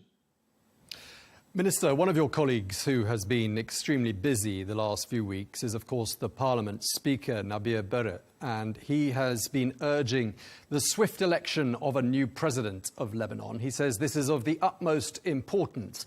I think everyone agrees on that. It's been talked about for months. Do you think it can now happen? Well, we were hoping that when all this conflict started, we should seize the opportunity to be unified, all of us Lebanese people, Lebanese parties, to really elect the president. Because everybody knows that one of the major hurdles of electing a president is internal in Lebanon. And now, what we have been through the past year, and particularly the past few months, have brought Lebanese people closer together. We have felt more unity than ever before amongst the different political parties. And I think the Speaker of the House is one of the top politicians that read opportunities and seize opportunities.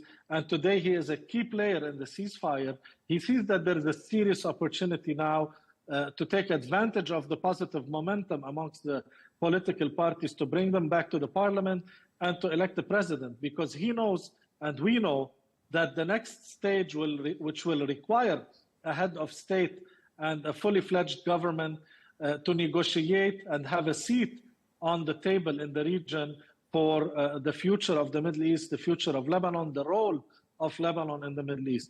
Without a head of a state, without a proper government in place, we will always be a weak link and we will not get our best share of the deal. Indeed, and having a fully functioning government does not mean, does it, the end of Lebanon's problems, because for 5 years now the country's been in financial, economic turmoil. Millions of Lebanese people are living a very difficult existence, plunged into poverty. How is the country going to rebuild? Because this is where you come into play.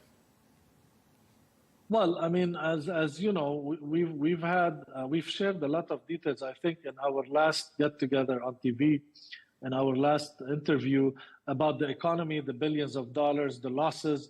I think, to answer your question in a very clear way, the only path forward is having a full government in place, reflecting confidence to the international community, particularly regaining very fast the trust of the international community by complying with all the international agreements, including 1701, the Lebanese army moving forward with its presence on the entire territory. But most importantly for the economy, I would say, and for rebuilding Lebanon, and we all know that without the international community, we will not be able to do that.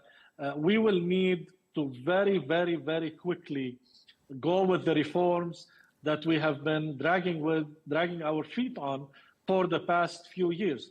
We should move forward with the reforms immediately. We should portray and reflect trust to the international community, particularly to the Arab world. Otherwise, it will be difficult to ask anyone for help. It will be difficult to expect that money will be poured on Lebanon to rebuild what has been destroyed and to join the future of economic growth and prosperity in the Middle East. Without doing those, Lebanon will not join that path. And we are hoping we will be able to join that path. All right. Well, thank you very much indeed for taking the time to speak to us once again here on Al Arabiya News. Amin Salam. Thank you. Thank you.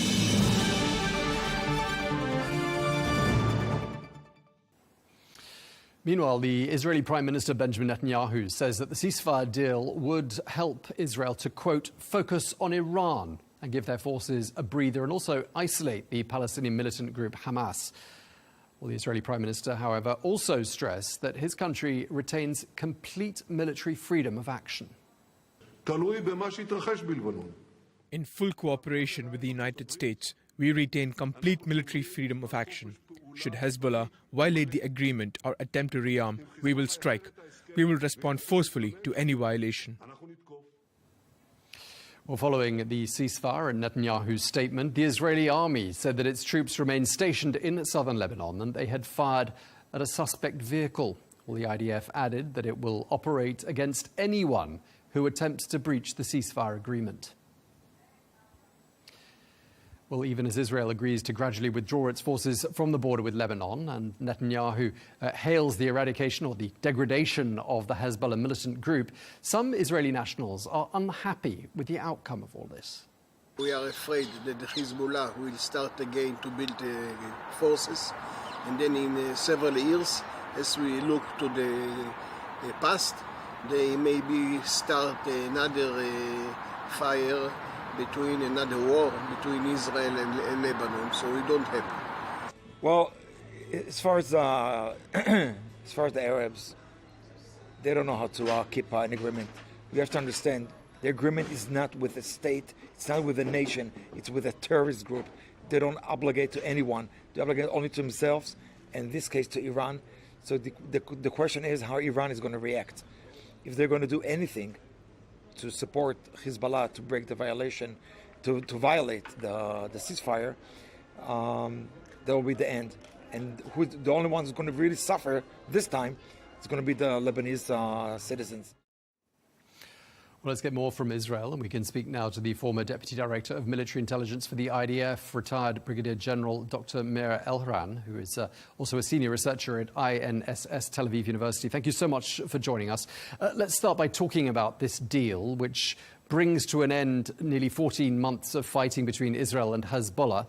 Are you hopeful the ceasefire will hold? Well, I am I consider myself to be a very optimistic person. So yes, I do have some hopes about the future. But let me be very clear about that. I mean, my hopes are limited, and the situation is still very, very dangerous, and lots of different things, including very bad things, can happen to us, but also to Lebanon and the stability of the area at large. Yeah, I mean, obviously not everyone, and we just heard a clip of some people speaking just before we crossed to you, not everyone is delighted with the news of this deal. In fact, there are some very vocal opponents of this deal, not least the National Security Minister, Itamar Ben-Gvir. I'm just wondering whether he is, of course, the only member of the cabinet to have voted against this plan. He calls it a serious mistake. But do you think that's very much a minority opinion? Well, I think that most Israelis are having, looking up to the ceasefire. I think that most of us understand that war is a very ugly thing. We were affected quite severely by the rockets and different kinds of other high trajectory weapons that have been launched against Israel throughout these 14 months. So the situation has not been pleasant.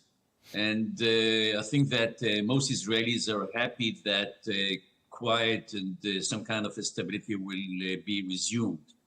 But I want just to say one thing. I mean, the most important thing for us right now is to enable the residents of the northern part of Israel to return home safely.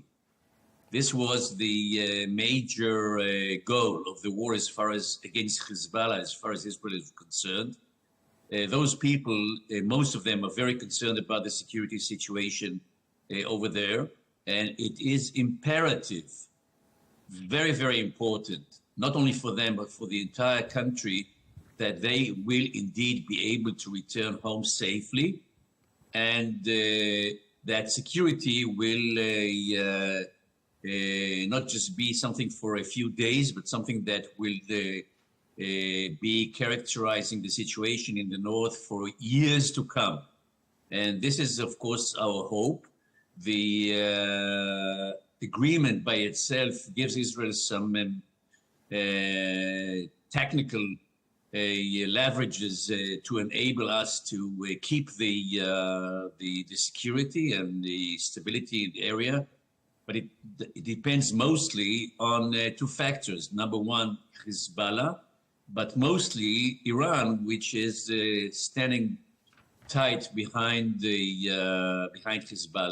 And we'll have to see to what extent what has been happening in Lebanon and what has been happening to Hezbollah and the major crush that they experienced in the last year and 2 months has made a difference as far as Hezbollah and mostly as far as the Iranian perception of their own investments in Lebanon. And I'm wondering about that. Right now, it's too early to judge. But if the Iranians would understand the severity of the situation as far as they're concerned, and how serious Israel is in terms of limiting their capacity to intervene in our neighborhood and to continue their aggressive position, not only against Israel, but against the stability of the Middle East in general.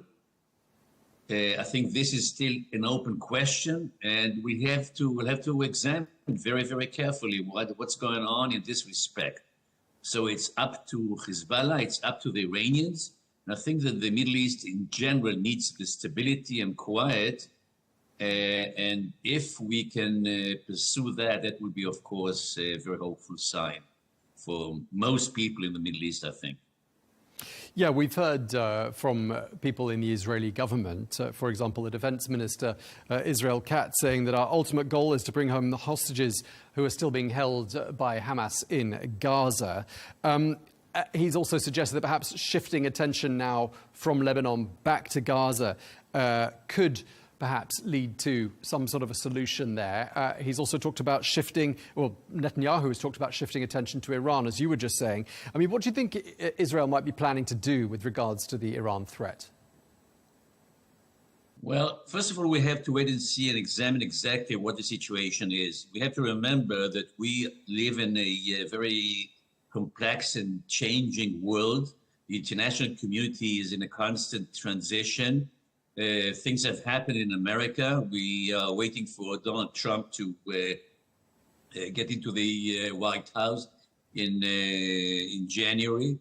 This is a major factor as far as what's happening in the Middle East, and it would necessarily have an impact also on the Iranians. So our victory over Hezbollah on one hand and Donald Trump's presidency on the other hand, and I think also the changes, hopefully, that are going to emerge in Lebanon itself, as far as the Lebanese being sick and tired of Hezbollah and the hardships that it has been bringing over them. I think altogether make a significant change in the situation that might, and again, I'm very careful about that, might bring about some kind of a restraintful approach on the part of the Iranians.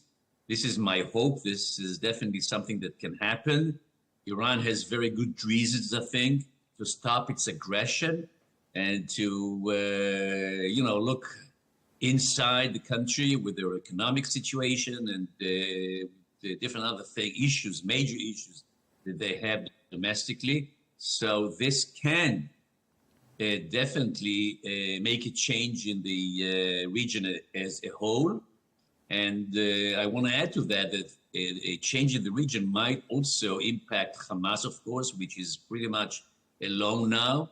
And as you mentioned yourself, Israel now will be able to exert more pressure on Hamas, with the main idea of bringing about the release of our hostages, 101 people still in captivity in Gaza. This will be, of course, a major, an important advance as far as we're concerned. Absolutely.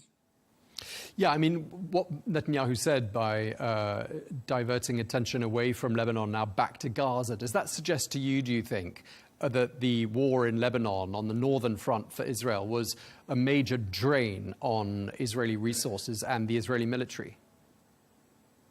Well, of course. I mean, we have been fighting a war on 7 different fronts since October 7th of last year. Israel was not really ready militarily and economically, and I think also as far as the society in Israel, for a protracted war of this duration, of this length. And of course, it has lots of costs as far as Israel is concerned. And this was not an easy war. This was a war in which we suffered huge numbers of casualties, fatalities, and injured people.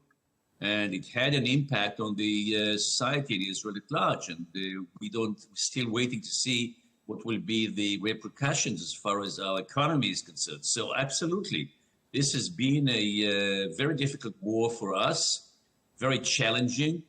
And the fact that we are opening now a new chapter, hopefully, with the Lebanese and with Hezbollah in the northern part of the country, is something that might, again, optimistically look at the situation, bring about some kind of a relief as far as Israel is concerned. And of course, as you mentioned again, I think that this is very important for everybody in Israel to bring our captured hostages, kidnapped hostages back home. This is something that is emotionally and nationally a major accomplishment that we really need to have and to do it as soon as possible. And just lastly, one of the other developments we've been keeping an eye on has been what's been happening in Syria. And I gather that Israel has struck inside Syria, killing 6 people today. I'm just wondering what you think the objective is of that Israeli operation. Well, I don't have the details about this particular operation, but generally speaking, Israel has been very keen on keeping, the pressure and avoiding and thwarting any kind of transfer of arms from Iran, Iraq, via Syria to Lebanon to Hezbollah. And this is probably another one of these actions that are designed to stop these smuggling of arms, mostly sophisticated arms that might be directed or targeted to Israeli localities and military installations. So I think that this is the background to this particular event. But I would like to say further than that, Syria is playing a very dangerous game here. And if they are not very careful about not being active part of the Iranian axis and proxies against Israel, they will be paying the price, no doubt about that.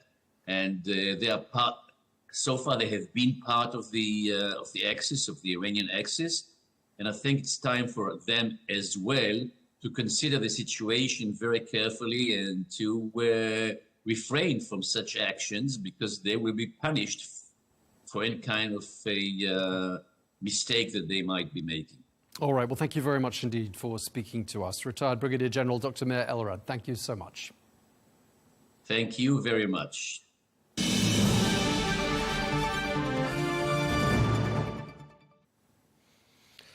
Well, displaced Lebanese civilians were quick to make their way back south to their homes shortly after the ceasefire was announced. That's despite warnings from the military urging them not to return to frontline villages until after the Israeli military withdrawal. For many, the longing to return home was strong, and they simply could not wait. Going back home is the best feeling. We came back victorious with our heads held high despite all the losses. We heard the news of the ceasefire and immediately headed back home at dawn. At 7 a.m. exactly, I was back in Dahya. My wife, as you can see, is crying. We have tears of joy. Our house was fine, but its surroundings, not so much. We lost martyrs. My wife's brother is a martyr. We started walking through the streets to see our homes. We had truly missed Dahya. It was an emotional moment. This is our home, where we grew up. Well, for more, we can speak now to the independent MP, Mark Dow, who joins us from Beirut. Thank you very much indeed for joining us, sir. I'd just like to start by asking, very simply, what is your reaction to the news of the ceasefire? This is the best piece of news we've had in the last 60 days. Honestly, Lebanon has been under a crushing aggression by the Israelis. And what has happened to Lebanon with thousands dying, 1,200,000 displaced, and wealth destroyed, around $9 billion in losses. All of that is a very heavy blow to a country already suffering from an economic crisis. So there is a big sign of relief. Everyone's feeling it, but also I would say a lot of mixed feelings. The issues have not been resolved. The threat of war continues to overbear over everyone. No one's sure, are we going back to normal, or is this just a temporary 60-day test of a ceasefire? Because there hasn't been a formal agreement signed. There's only been a call for a temporary ceasefire to see if the Lebanese army, the state, is willing to take action against Hezbollah's infractions within Lebanon, but also to see if the Netanyahu government is willing to hold their guns from completing the systematic destruction of several villages in Lebanon. Mr. Dow, I just want to know whether you think this has been a good deal from a Lebanese perspective, because in a message you put out on X or Twitter yesterday, you seemed to imply, admittedly before the deal was struck, that Lebanon looked like it could lose out in the event that a deal was struck. And I was just wondering what the reasoning was behind that. I think any ceasefire deal is good, because we are unable unable to protect ourselves, honestly, from F-35s and the advanced weaponry of the Israelis. It just became a punishment to the entire population, especially with the random targetings of buildings in Beirut, in the capital, and in downtown Beirut, which is the place that most refugees went there.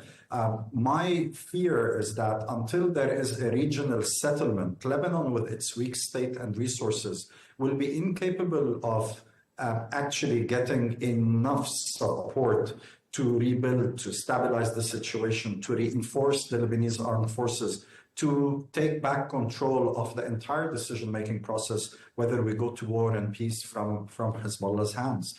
Till now, Hezbollah remains a dominant political party, and they do have military means, and they have not announced yet that they're willing to hand those over to the Lebanese army and put all their efforts within the state institutions. So far, we're looking at the Lebanese army going to the south, taking control of borders, and then hoping there will be no conflicts with Hezbollah if Hezbollah tries to challenge the assertment of the Lebanese armed forces' control over all military aspects and all weapons in Lebanon. Clearly, as you suggested in your first answer, there's been tremendous suffering in Lebanon. It must have been a terrifying few months and presumably a really traumatic experience for a lot of people. I mean, what do you think the overall impact has been on the lives of the Lebanese people? Lebanon has been a country of mass immigration for centuries. And unfortunately, I've seen around me all the youth or the people who have tried to figure out a way to continue with their lives despite the challenges in Lebanon.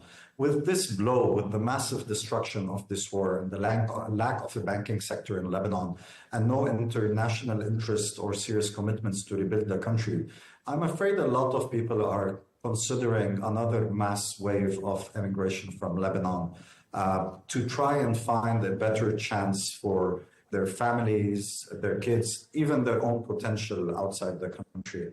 I'm afraid of the drain that we're gonna see, specifically now since the government is a caretaker government. We have no president. We don't have fully functional institutions since the 2019 financial crisis that continues still today, don't have accountability even for the Beirut blast and other atrocities that have been committed in Lebanon. Therefore, I think people will have to have a lot of belief in this country to hold on and rebuild everything and find the silver linings of what this country can be, given that we're able to retain our people, our talents, and then bring back what should have been our destiny from the beginning, a country of culture and life and the ability to actually be a positive contributor to the Middle East and the world in terms of peace, stability, and a lot more good things rather than the recipients of deadly bombs. Yeah, indeed. And there are some analysts who've told this channel that this situation that Lebanon found itself in the last 60 days wouldn't have happened if it had had a proper functioning government, including a head of state, which it hasn't had for 2 years. I mean, the political class really owes it to the people of Lebanon, doesn't it, to deliver. And when I say deliver, put squabbling to one side and elect a president, choose a president.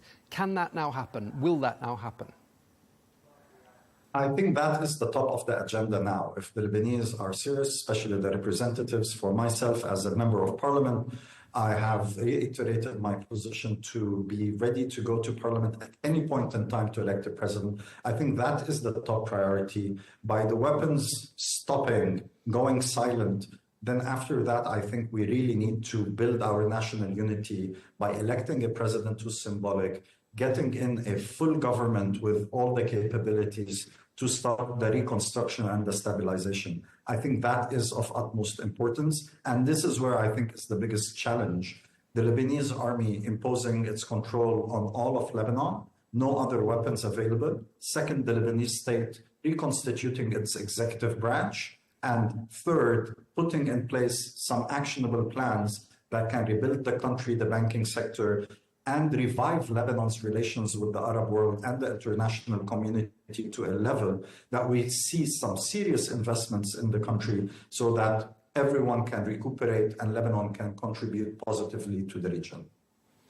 What do you think about Hezbollah's role and how the country is run moving forward? I mean, how powerful are they still as a military and political force? Do you think they have been severely degraded as Israel says they have? I do believe that their capabilities have been hit extremely hard. They remain a force to reckon with in Lebanon in terms of politics. In terms of their military capabilities, I believe that is the challenge that the Lebanese army has to tackle. And it needs a political agreement among the Lebanese parties to transition from that narrative of building a militia next to the state towards uniting within the state. I think Hezbollah is still a force in Lebanon, but we need to decide if a national dialogue and approach and institutional resolution of Hezbollah's status can be done so it is contained within the state and plays by the rule of the constitution, or if there is an impending confrontation between the opposition, which I'm part of, and Hezbollah over how to steer the country post-war. And I'm afraid that under Iranian influence, Hezbollah might opt for the second one rather than the consensual building national decision-making within the institutions. Israel is, of course, your neighbor, and that's not going to change. And I wonder how you think, looking forward, you go about constructing some sort of a neighborly relationship with Israel moving forward to ensure that there's no repeat of what's happened the last 60 days. I think the core is an international agreement, which are the United Nations resolutions, 1701 in specific. And then we've got the armistice agreement agreed back in 1949 between Israel and Lebanon. And I think the last part would be the Arab states and Lebanon committing to the Arab strategy of stabilizing the region and the initiatives led by Saudi Arabia and other countries to try and create political resolutions for the conflicts that are happening. At the core of all that's happening, I think Lebanon needs to prioritize its state building. So for moving forward, it would be a state of Lebanon dealing with the state of Israel. And I think through that, we can start setting some ground rules that would allow for a peaceful resolution for the conflict that was started back in 1948.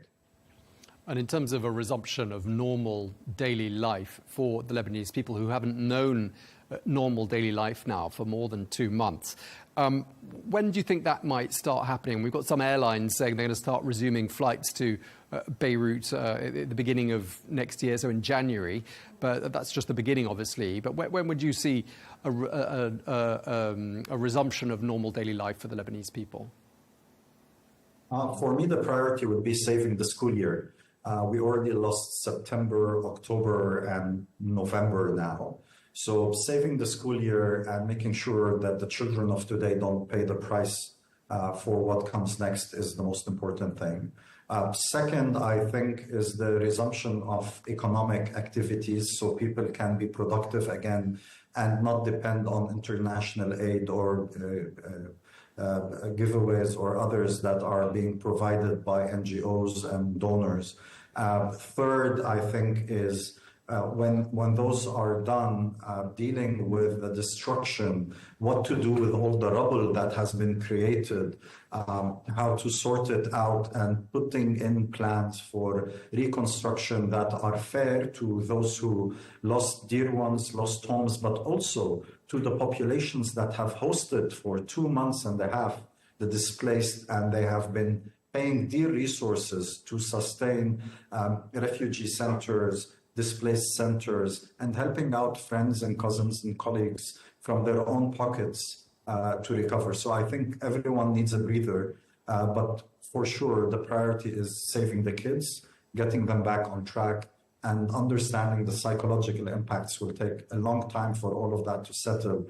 So normal is a very malleable term now. Okay, well, we really appreciate you taking the time to speak to us. Independent MP Mark Dow, thank you so much for your time. Thank you.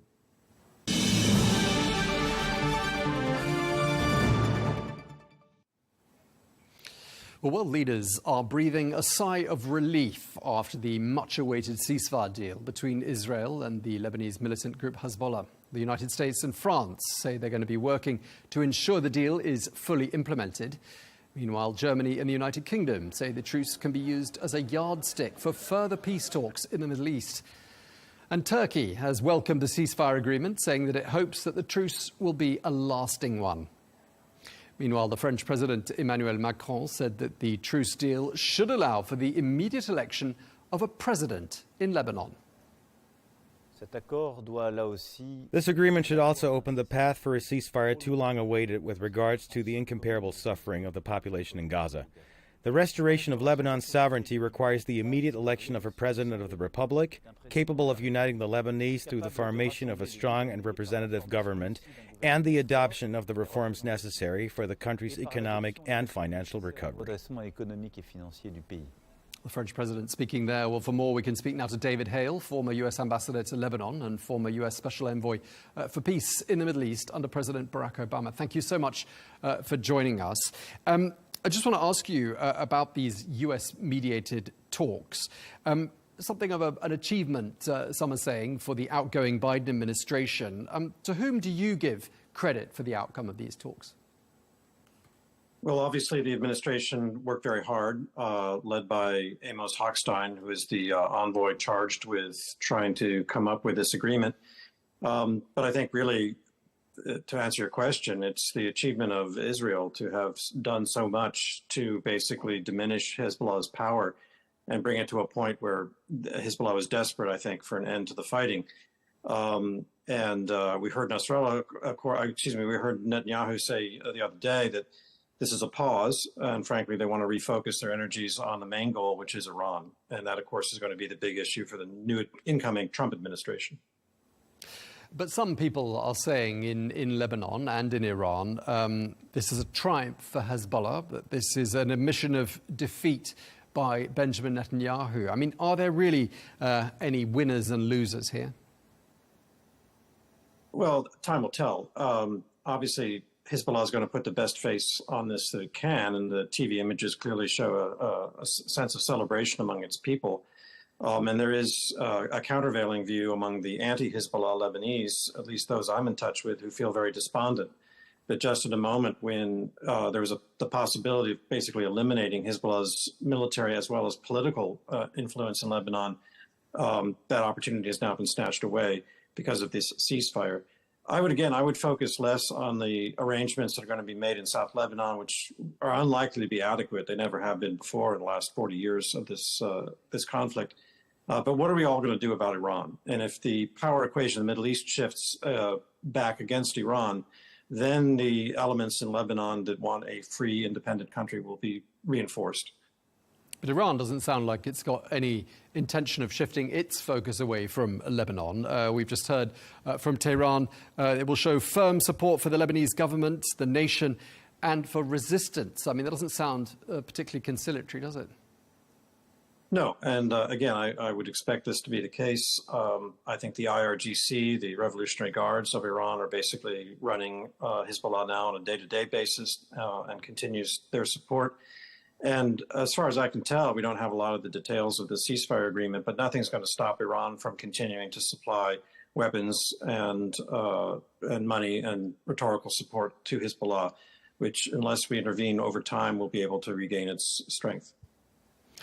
Some in Israel do not support this deal that's been put in place with Lebanon. We've heard from Itamar Ben-Gvir saying we're missing a historic opportunity to strike Hezbollah hard, bring them to their knees. I'm just wondering how widely shared you think that opinion is in Washington. Oh, I don't think it's widely shared here. Obviously, we don't have in Washington the level of attention on the details in Lebanon in the way that the Israeli public and leadership does. I think, frankly, Israel had done about as much as it could have done militarily to counter Hezbollah. This was going to come to an end at some point.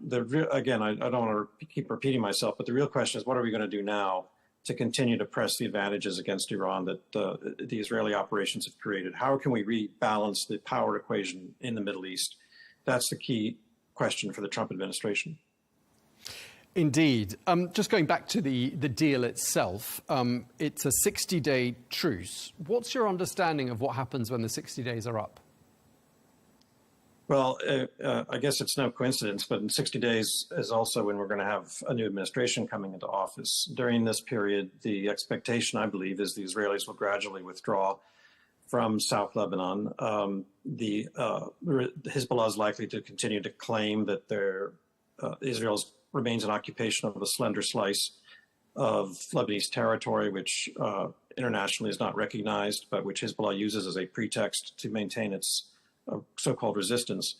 I also think that, frankly, UNIFIL doesn't have the authority by the Security Council to use force against Hezbollah, and nor will this monitoring group that has been discussed be on the ground. So there's really nothing that's going to stop the Hezbollah from putting people back in close proximity of Israel, except the Lebanese army.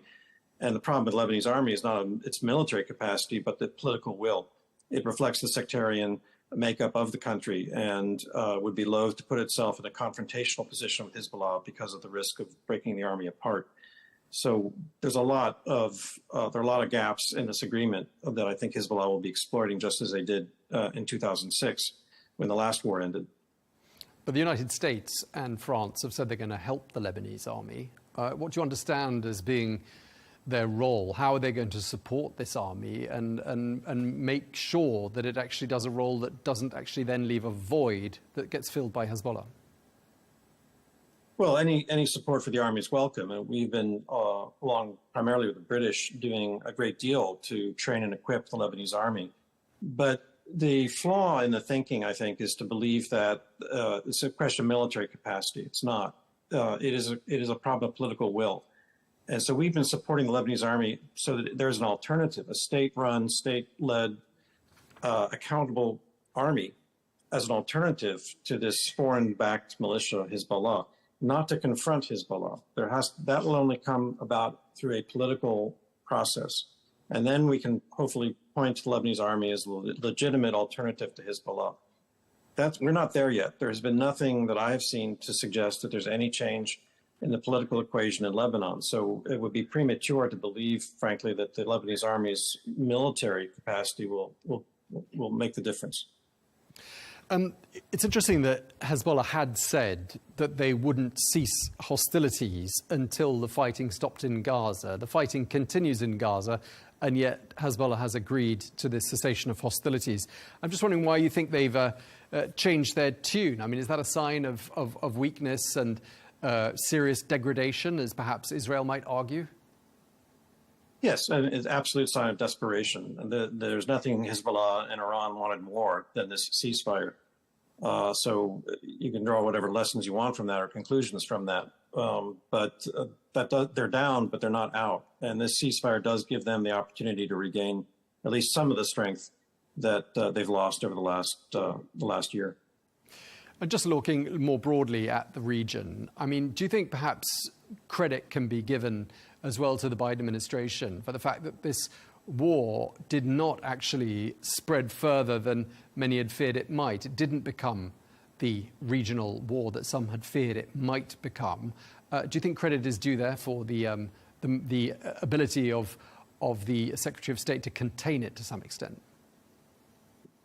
Well, I'm not sure I would agree that it was relatively contained. Obviously, I suppose it could have been worse, but we've had Iranian-directed violence directed at Israel and the United States and its allies and our shipping interests from the Red Sea to Gaza to Lebanon to Iraq. And Iran continues to dominate, frankly, the situation in Baghdad, Beirut, Damascus, and Sana'a. So we are in a regional contest here. It could have gotten hotter and it could still get hotter. But frankly, as a great power, if we're not prepared to stand up to the Iranians, they're going to continue to call the shots in the Middle East. And there'll be another October 7 before you know it, unless we come up with a game plan that's actually going to really, really press the advantages that Israel has gained against Iran. Okay, well, thank you very much indeed for taking the time to speak to us. David Hale, really appreciate it. Thank you. Thank you. Bye-bye.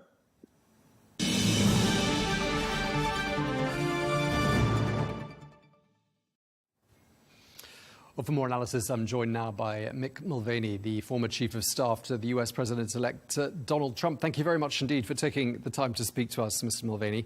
I just want to ask you, first of all, to whom do we give the most credit, do you think? Who deserves the credit for bringing this deal about, which has resulted in a ceasefire in Lebanon? Well, Tom, thanks for having me. I think you sort of anticipate the answer by your question, which is everyone will always seek to take credit. There's no question about that. My guess is Donald Trump, sitting in Mar-a-Lago here this week, will be making the case, and in fact is making the case that one of the reasons this deal got cut is that Hezbollah was afraid of what he might do when he comes into office in January. At the same time, I'm sure the Biden administration will take credit for doing the hard work necessary to get it done. I think at the end of the day, very few people here really care that much about who takes the credit. We're just glad that the deal was arranged. Okay, so you would say it's fair to say, therefore, something of a parting victory for the outgoing Biden administration, nevertheless? Look, I remember back in 1979 when after Ronald Reagan got elected, shortly thereafter, the Iranians released the American hostages. Reagan took credit. Carter took credit. There's no, success has many mothers and failure is an orphan. So I don't think that many people here outside of the immediate Trump circle and the immediate Biden circle are worried that much about who gets the credit. Okay, this is, of course, a 60-day truce, and we all know that in 60 days from now there'll be a new administration in the White House. And I just wonder what you think the return of Donald Trump, and I know you've already touched on it briefly, but what do you think his return will mean specifically for this deal? Well, for this deal and for the broader deal, Trump is going to be a lot more aggressive, I think, than Biden is. Certainly his language will be more aggressive. We know that from his first term in office. But he is not afraid to play at a little bit higher stakes. And I think he's arguably a little bit more aligned with Israel than Joe Biden was. In fact, I think certainly you could make that case. So how the immediate swearing in of Donald Trump takes place in January, which takes place in January, will affect the outcome. It sort of remains to be seen. But generally speaking, I think that Donald Trump is going to be tougher on Iran than Joe Biden was. Yeah, there is a lot of speculation that now the Lebanon problem is resolved, at least for the next 60 days. Perhaps attention will shift to Gaza and, as you say as well, to Iran. And I just wonder what specifically on Iran Mr. Trump might have in store. Well, look, face it, we look at least the Republicans in this country, not the least of which Donald Trump, look at Hezbollah and Hamas through the lens of Iran. Without Iran's influence, Hamas and Hezbollah would not be nearly the difficulties that they are. So I think you can expect a much tougher position on the Iranian nuclear program. That's been proven to be the case already. We had a very soft, sort of dovish attitude towards Iran under the Obama administration. It was much more hawkish under Donald Trump in his first administration, a little bit more to the other extreme with Joe Biden. Now the pendulum will be swinging back again with Donald Trump. So if you ask the general question, what will Donald Trump be like on Iran, on Hezbollah, on Hamas in his second term, the answer is pretty much the same as the first. Okay, and with regards to Gaza, how hopeful are you that now, as I said, Lebanon is resolved, perhaps normal life can start being rebuilt for the Lebanese people? What do you see happening for the people of Gaza? Well, certainly resolving the issue in Lebanon will make Gaza simpler. I don't want to use easier because it's still a very difficult situation, and it's going to continue to be. But at least now there's only one sort of variable in the conversation. If you can put the Lebanese Hezbollah issue to bed for at least 60 days, and I'm hoping that it lasts longer than that, then you can focus all of our attention here in the U.S. And in your part of the world towards Gaza. Whether or not Hamas is willing to make the sacrifices necessary or make the agreements necessary in order to get peace remains to be seen. But now they'll be back out on their own again, which I think puts the Israelis in a much better position. Now, you'd know the answer to this question, and I'm curious to know what you think. But don't foreign policy issues invariably look much easier to an administration in opposition than they do to the actual administration that's in office? Because, of course, the administration in office has access to material, to intelligence reports that people outside the administration don't have. Do you think that is the case? And do you think perhaps the reality of the situation is quite different from how it may appear to a party in opposition, i.e. on the campaign trail for Donald Trump and his party? Sure, I think that's the case for not just global issues, matters of foreign policy, but for most issues. Inflation looks a lot more simple to you when you are in opposition than you are the ruling party, and that's not probably unique to the United States of America. But certainly the issue in Gaza is going to continue to be complicated. Might it be simplified a little bit for purposes of campaigns?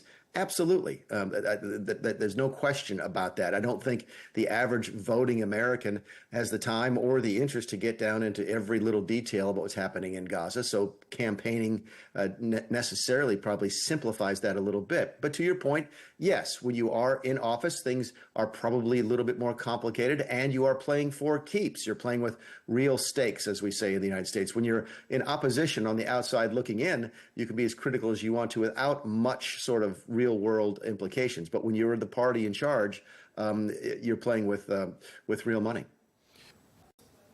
I'd just like to ask you, Mr. Mulvaney, about the new U.S. ambassador to Israel, Mick Huckabee. And I'd just like to ask you what you think he and his appointment will bring to the region. Yeah, I've talked to Mr. Governor Huckabee. He was the former governor of the state of Arkansas, ran for president. I know him relatively well. I'm close with his daughter. She and I work together in the White House. And I've talked to him briefly since his designation as the future U.S. ambassador. I think he brings some clarity of purpose, some clarity of policy, but most importantly, and this applies, I think, around the world, he has a direct line of communication into the White House. I was a special envoy in Northern Ireland after my term in the White House, and one of the things that I thought was the most valuable to me as an envoy of my government, as a member of the diplomatic corps, was to be able to pick up the phone and call the President of the United States directly. And Mike Huckabee will have that. That type of thing makes decision-making quicker, perhaps more effective, and also allows the communication to be clearer and crisper with less less chance of miscommunication and so forth. So I think it's an excellent pick. I've talked to to various communities here in this group, in this country, including some of the Arab American groups and the Israeli American groups, and generally they seem pleased with the decision. Mr. Huckabee has a great deal of credibility, especially within the White House, and I think he'll make an excellent ambassador. And I'd like to just ask you lastly about the other nominees in the incoming Trump administration, particularly those with a foreign policy portfolio, and what you think they mean for specifically the Middle East. It's a fascinating sort of process, and we saw this a little bit in the first iteration of the Trump administration, in that Trump likes to surround himself with people who disagree with him and disagree with each other. And disagreement is not to be confused with disloyalty. He's hiring very loyal people. Every president does. But there are people who are coming into the White House who see the world generally differently than he does. Marco Rubio, the incoming Secretary of State, would be considered to be more of a neoconservative sort of personality. The same could be said of an incoming national security advisor.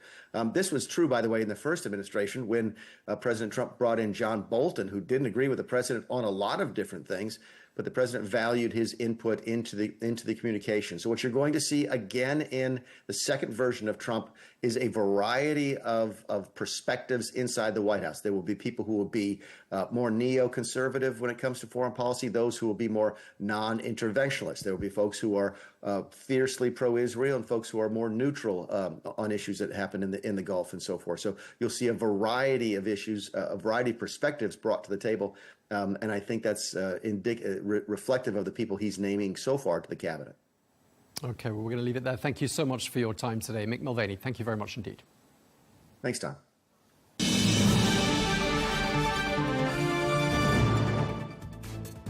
That is all we have time for on Global News today. Thank you very much indeed for watching. Be sure to join us again tomorrow for more exclusive interviews. Until then, bye-bye.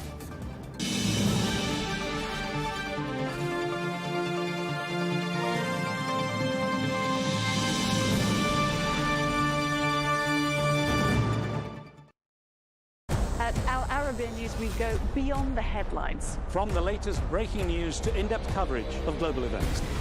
We're not bought or sold. Nobody owns us. The loss of life, the destruction of property. The conflicts are such a terrible thing. Context and analysis to help you see the full picture. The world is in a very dangerous place. Join us on Arabiya News. It's very impressive. Where knowledge meets perspective.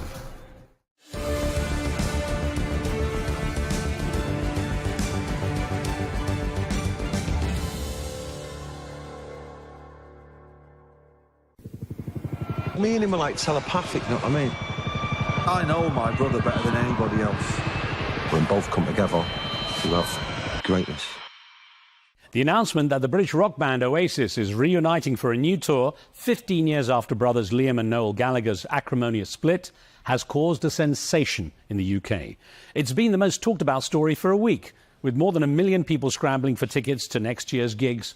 And tickets are changing hands for as much as £10,000, over $13,000 on the resale market. Well, hits such as Wonderwall, Champagne Supernova and Don't Look Back in Anger will be performed at the UK's biggest arenas, with the tour then expected to go global. The announcement also reignited memories of one of the most explosive musical feuds in the industry's history, when the so-called Battle of Britpop divided the country between fans of Oasis and Blur in a race for superiority in the music charts. In the 30 years since, there have been plenty of musical feuds and fallouts, such as the tensions between hip-hop giants Drake and Kendrick Lamar, or Kanye West and Taylor Swift. But at that time, Blur versus Oasis became the biggest rock rivalry since the Beatles versus the Rolling Stones. And it's never really disappeared. A new stage play about the feud called The Battle is heading to London's West End next year. So who won the battle of the Britpop bands? Let's revisit the debate with a pair of music experts to look back at the anger and abuse that divided the country by geography, class and culture.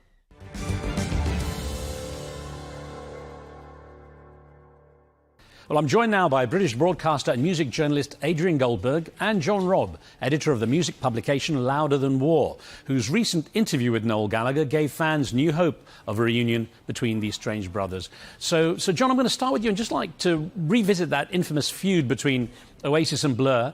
But let's start with the news of Oasis, which has caused quite a sensation among music fans in the UK and around the world. Tell me how you got that exclusive interview with Noel. Well, the interview I did with Noel was actually for the Definitely Maybe album. They were going to, well, it came out last week. It was a re-release of it. They had 2 attempts to record it initially, and the one you actually get to hear is the 3rd attempt to record it. So Noel remixed the first 2 attempts. And Noel was going to do 1 interview for the album. He asked me to do the interview.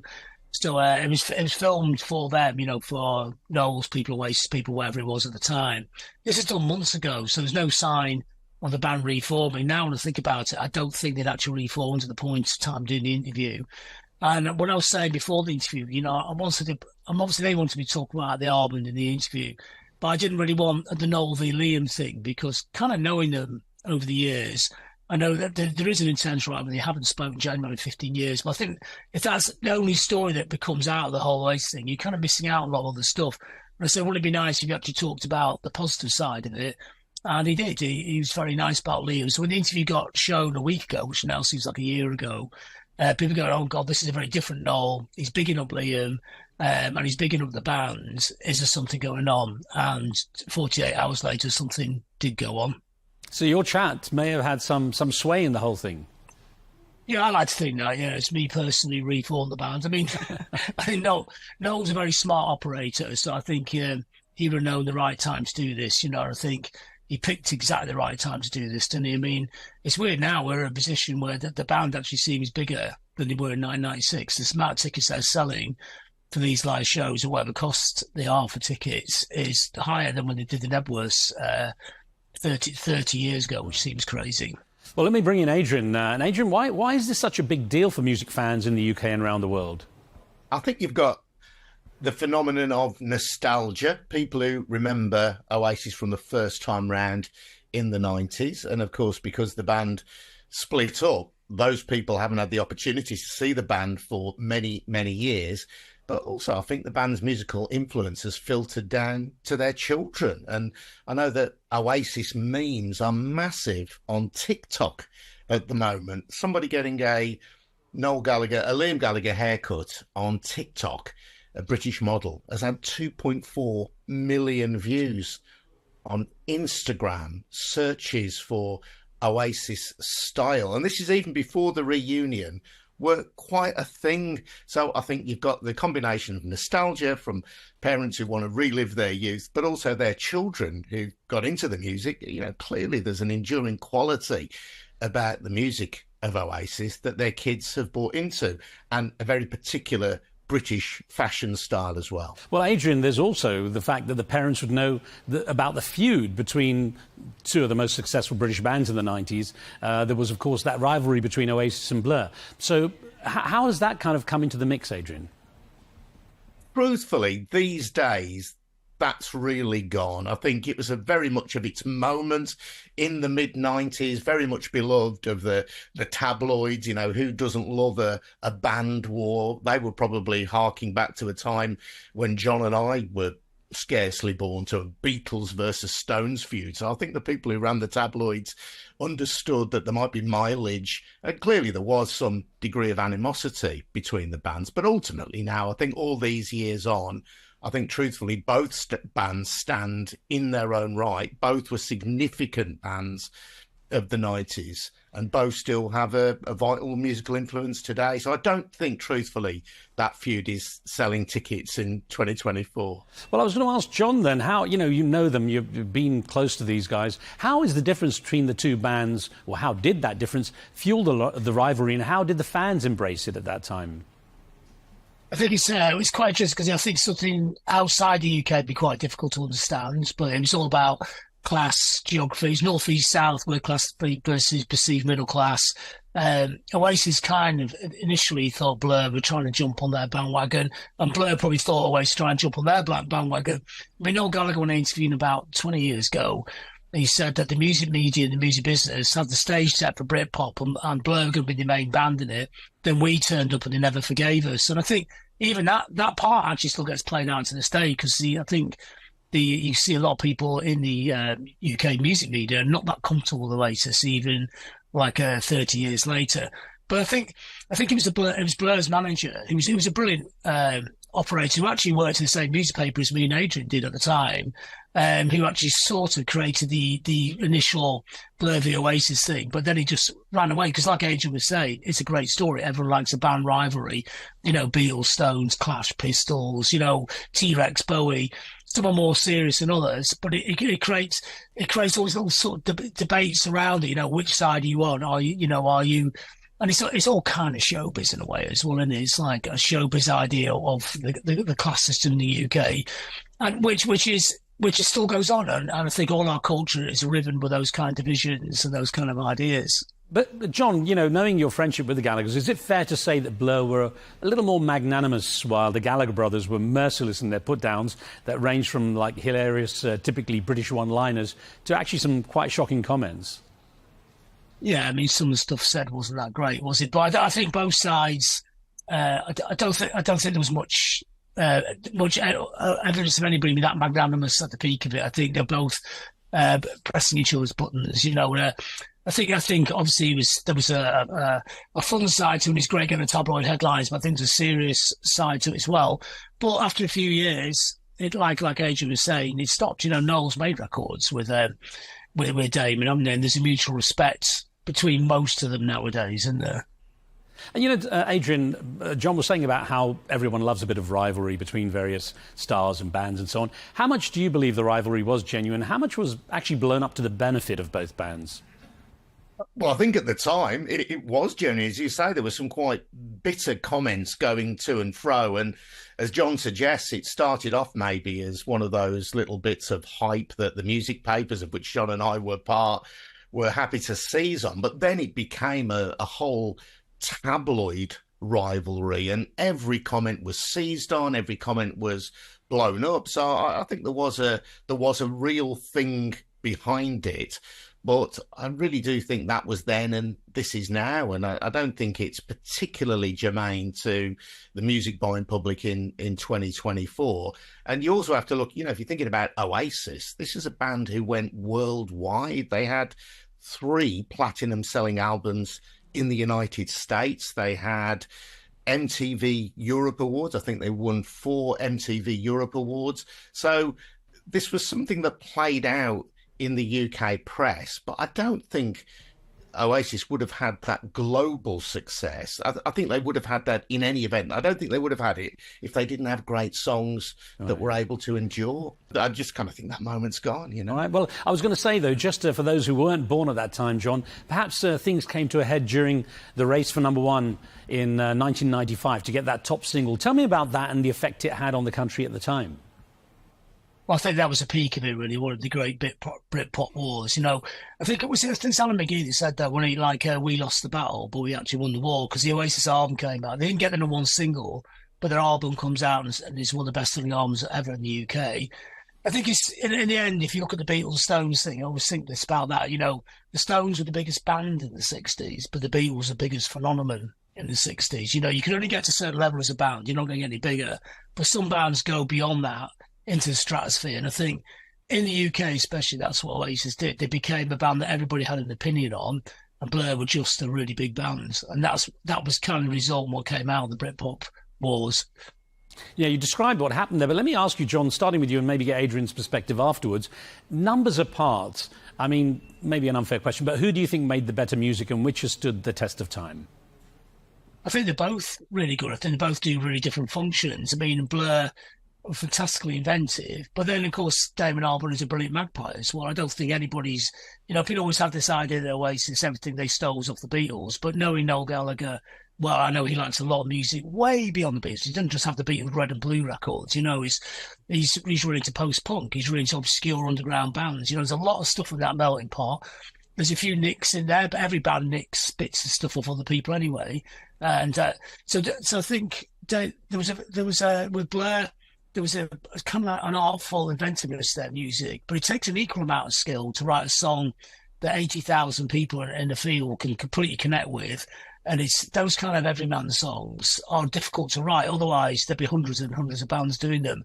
I think there's equal but very different talents at play here. Well, Adrian, what's your take on that, and which has stood the Well, no, listen, I'm sad to agree with John, really. I think if you, from a kind of the traditional music critic's point of view, I think Blur are probably seen as the more artistic band, seen as the more creative. I think Damon Albarn is the individual of all of the people involved in this particular discussion who has kind of continued to push at boundaries musically.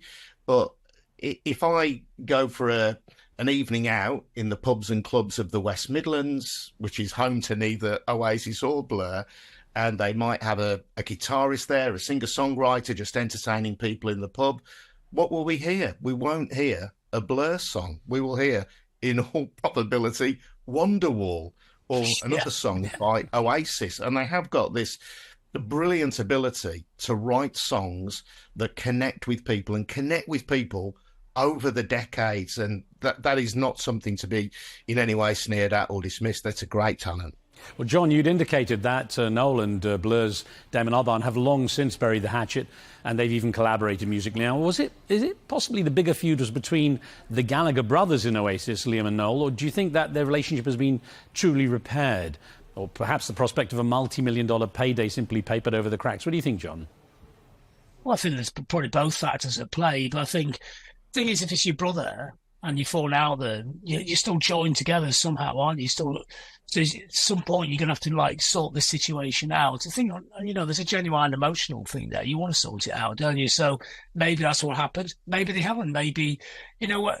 There's always this mistake that bands make, especially younger bands. It's your gang against the world. But when you're an older band, maybe you don't get on. But when you're on stage, it's so magical. It sounds so brilliant. There's a certain chemistry that you could put not getting on those people. I mean, the Rolling Stones worked out a way of operating despite 10 years and not that Jagger and Rich not getting on. In the end, they have got on, haven't they? They've actually worked. It's got to the other side of that situation. So all that's in there. I think, of course, the money is a prime factor or a big factor in reforming, but there's still a thing that when you're on stage or in a rehearsal room, when you're both there together, there's something truly magical happens. That chemistry that people talk about. I think it's worth putting up with all the other stuff to get to that situation. Well, with the world we live in today, streaming has created a totally different environment for bands. And here's one for both of you, maybe starting with you, Adrian. Today on Spotify, Blur has 11 million monthly listeners, and their most popular song, Song 2, is closing in on 1 billion streams, while Oasis has more than 28 million monthly listeners, and their song Wonderwall has racked up an incredible 2 billion streams. So with both bands back on stage performing again, do you expect that new generation will discover them and they'll continue performing, even though it was the parents' music for these youngsters and they know nothing about the past feuds, perhaps? Yeah, I think so. I think one of the great things about streaming services and video services like YouTube is that although sadly artists perhaps don't get their fair reward from them, the upside is that young people can access music from previous generations in a way that John and I would have found really difficult when we were young music critics starting out. So my kids can, at the push of a button, listen to Oasis and listen to Blur and listen to a whole range of other bands. I was at a concert last night watching a fantastic Scottish band called Bell and Sebastian, who've been knocking around for 27 years. But my kids, who are considerably younger than me, of course, were into them. And I think this kind of division and this tribalism around music, I wouldn't say it's disappeared altogether, but I think it is a very different music culture now, where you can just say to somebody, have a listen to that. And whether it was recorded in 1960, 70, 80, 90, or last week, it's just there at the push of a button. So I think young people will continue to discover Blur. They'll continue to discover Oasis. That's brilliant. John, Rob, your thoughts on that? Yeah, I think it's true. I think all music is now contemporary. There's no sense of it being from what, like I remember, like the Beatles, when I was growing up, the Beatles seemed like they're from the Victorian times, whereas now it's all level playing field, it's all there at once.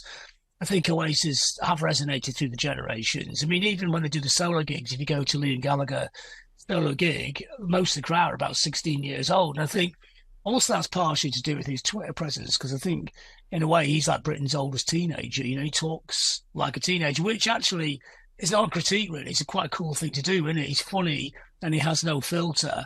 And then 16, 17-year-old's complete, you know, like he's sat there and, you know, people put something up, he puts a funny comment underneath, you know. So I think people like that as well, they fit into the modern age. Yes, on certain levels, there is a retrospective thing about them, but on another weird level, they feel very contemporary as well. I can tell you one of the great satisfactions I have with my 18-year-old daughter is that if a song comes up on the radio and it's a remake, I can turn around and say, I heard the original when it first came out. John, Rob, Adrian Goldberg, thank you so much for joining me. Thank you. Cheers. All the best.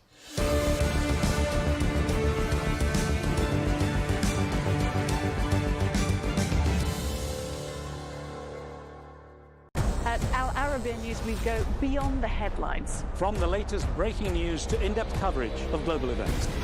We're not bought or sold. Nobody owns us. The loss of life, the destruction of property. The conflicts are such a terrible thing. Context and analysis to help you see the full picture. The world is in a very dangerous place. Join us on Arabiya News. It's very impressive. Where knowledge meets perspective. Our journey of the history of Arab manuscripts has taken us to the Far East, China, in the year 105 AD. A Chinese inventor named Cai Lun created a unique way of producing paper. He used worn rags, old ropes, and tree bark to produce paper. This paper would be known as al-Kaghid.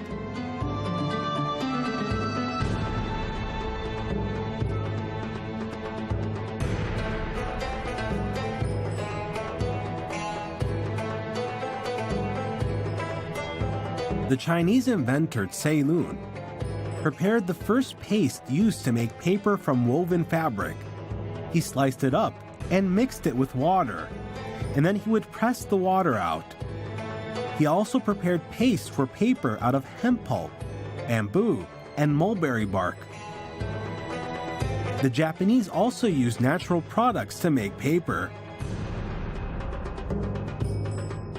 There are many stories about how paper arrived to Arab countries.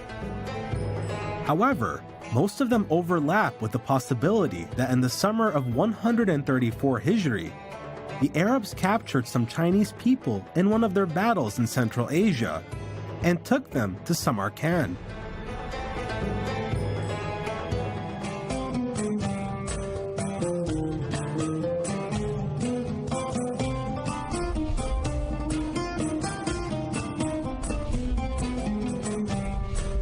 These Chinese individuals knew how to make paper, and they taught the Arabs. Al-Kaghid is an Arabized word for paper. It is said to be a Persian word of origin, and there is a possibility that it is a Chinese word in origin. The manufacturing of Kaghid paper was very meticulous and took several days to finalize. White hemp, which is a fibrous plant, would have its threads and fibers extracted from its bark to manufacture paper. The hemp would be soaked in water, then combed down with a brush until it softens. Lime water is then added, which involves using a white substance prepared by heating limestones in special kilns. It is then left to cool and have the water drained from it. The water is used to soak the hemp for several nights.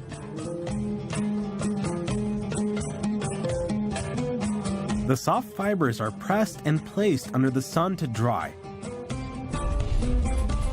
At night, the fibers are returned to the lime water once again, and left again till the morning to be pressed once again. This process goes on for 3 or more nights, till the fibers whiten. They would replace the lime water twice a day.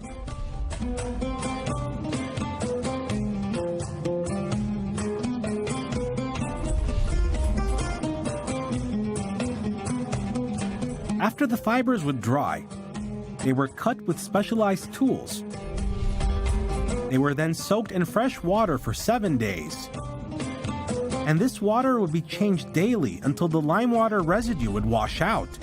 The fibers would be pressed delicately in a mortar and pestle, or moist, until they flatten out, and there were no knots left. The paste would be dissolved in a bit of clean water until it became similar to fine silk. Special wooden molds were made for the paper, depending on the requests of those who ordered them to be made. And it would contain many holes. The mold would be covered in water, and the paste would be placed on the mold. And it would be evened out by hand to have an equal thickness throughout the mold. The mold is inverted onto a wet wooden board, which it would stick to, and it would be left to dry until it would fall off on its own. The wooden board would be sprinkled with water, and once it dried up slightly, the first side of the paper would be coated with a hemp mixture. The first side is placed on a wooden board, and the other side is coated in the same manner.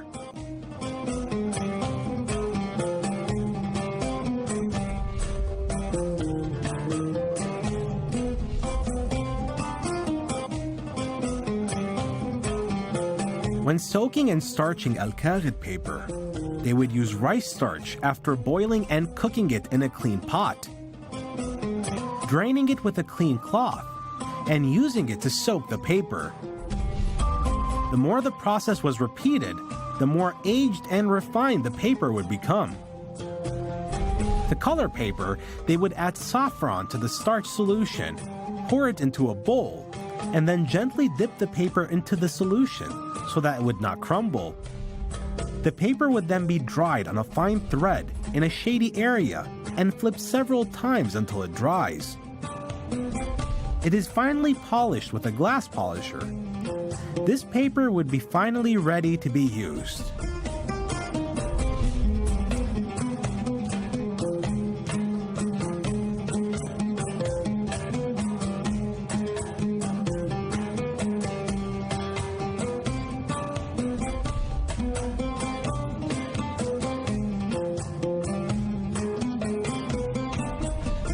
Paper is characterized by being lightweight, small in size, portable, and affordable. These factors made it a mainstay of expressing intellectual findings and thought. It was used in the art of calligraphy, especially in the Islamic East. All of this made al-Qaghid paper a strong competitor to papyrus and parchment. The Abbasid Caliph Harun al-Rashid ordered that people only write on al-Qaghid paper, and that was because leathers were capable of being erased and reused, which made them susceptible to forgery. This is contrary to paper, which would be ruined if someone tried to erase something off of it. If a person tried to scrape or rub off something, then markings would be evident. In addition to its other advantages, paper was widely used in writing manuscripts. Despite the use of parchment attempting to hold on to its relevancy, it became one of the tools of scholars, commoners, students of knowledge, writers, merchants, paper makers, and those of prestige and power. Al-Jahiz said the following about paper: "It is sufficient for a person to carry a little bit of paper with their belongings and provisions due to how lightweight and small it is, unlike leather, which is heavier.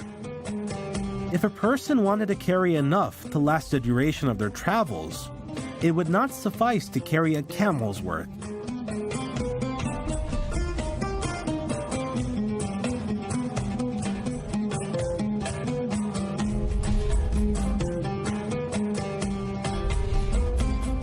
The Egyptian publishing house has one of the earliest books to be copied onto paper.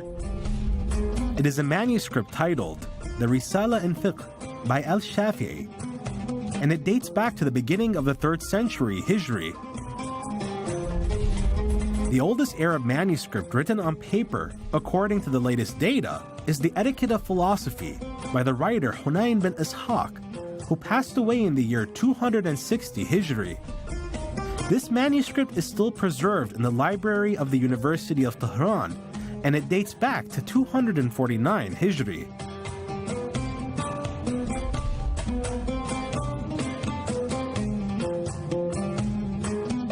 With the increase in demand for paper, the number of centers that produced it increased, and it was no longer confined to Samarkand or Baghdad.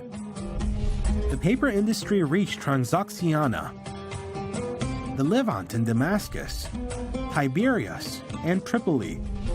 Samarkand remained a central hub for the production of paper, and they continued to produce the finest and most premium types of paper. This new human invention and the drive Arabs had to produce it led to many forms of paper being developed, including al-Sulaymani, al-Talhi, al-Nuhi, al-Faruni, al-Jafari, and al-Tahri. All of these names were given in relation to the governor of the city in which the paper was made. The development of the paper industry, especially al-Qaghid, and its spread throughout Islamic countries, invigorated the production of written artworks and authorship, and helped it transcend into a new era. It was accompanied by a development in the markets of papermaking, scribes, calligraphy, and calligraphers. All of this changed the course of Arab manuscripts as they were elevated to a level with increased competition after the diversification and growth of this world that is full of art and intellectual creativity. This made us delve further into exploring the depths of our manuscripts to stand at the tools of the greats of our history as they explored, mastered, and created.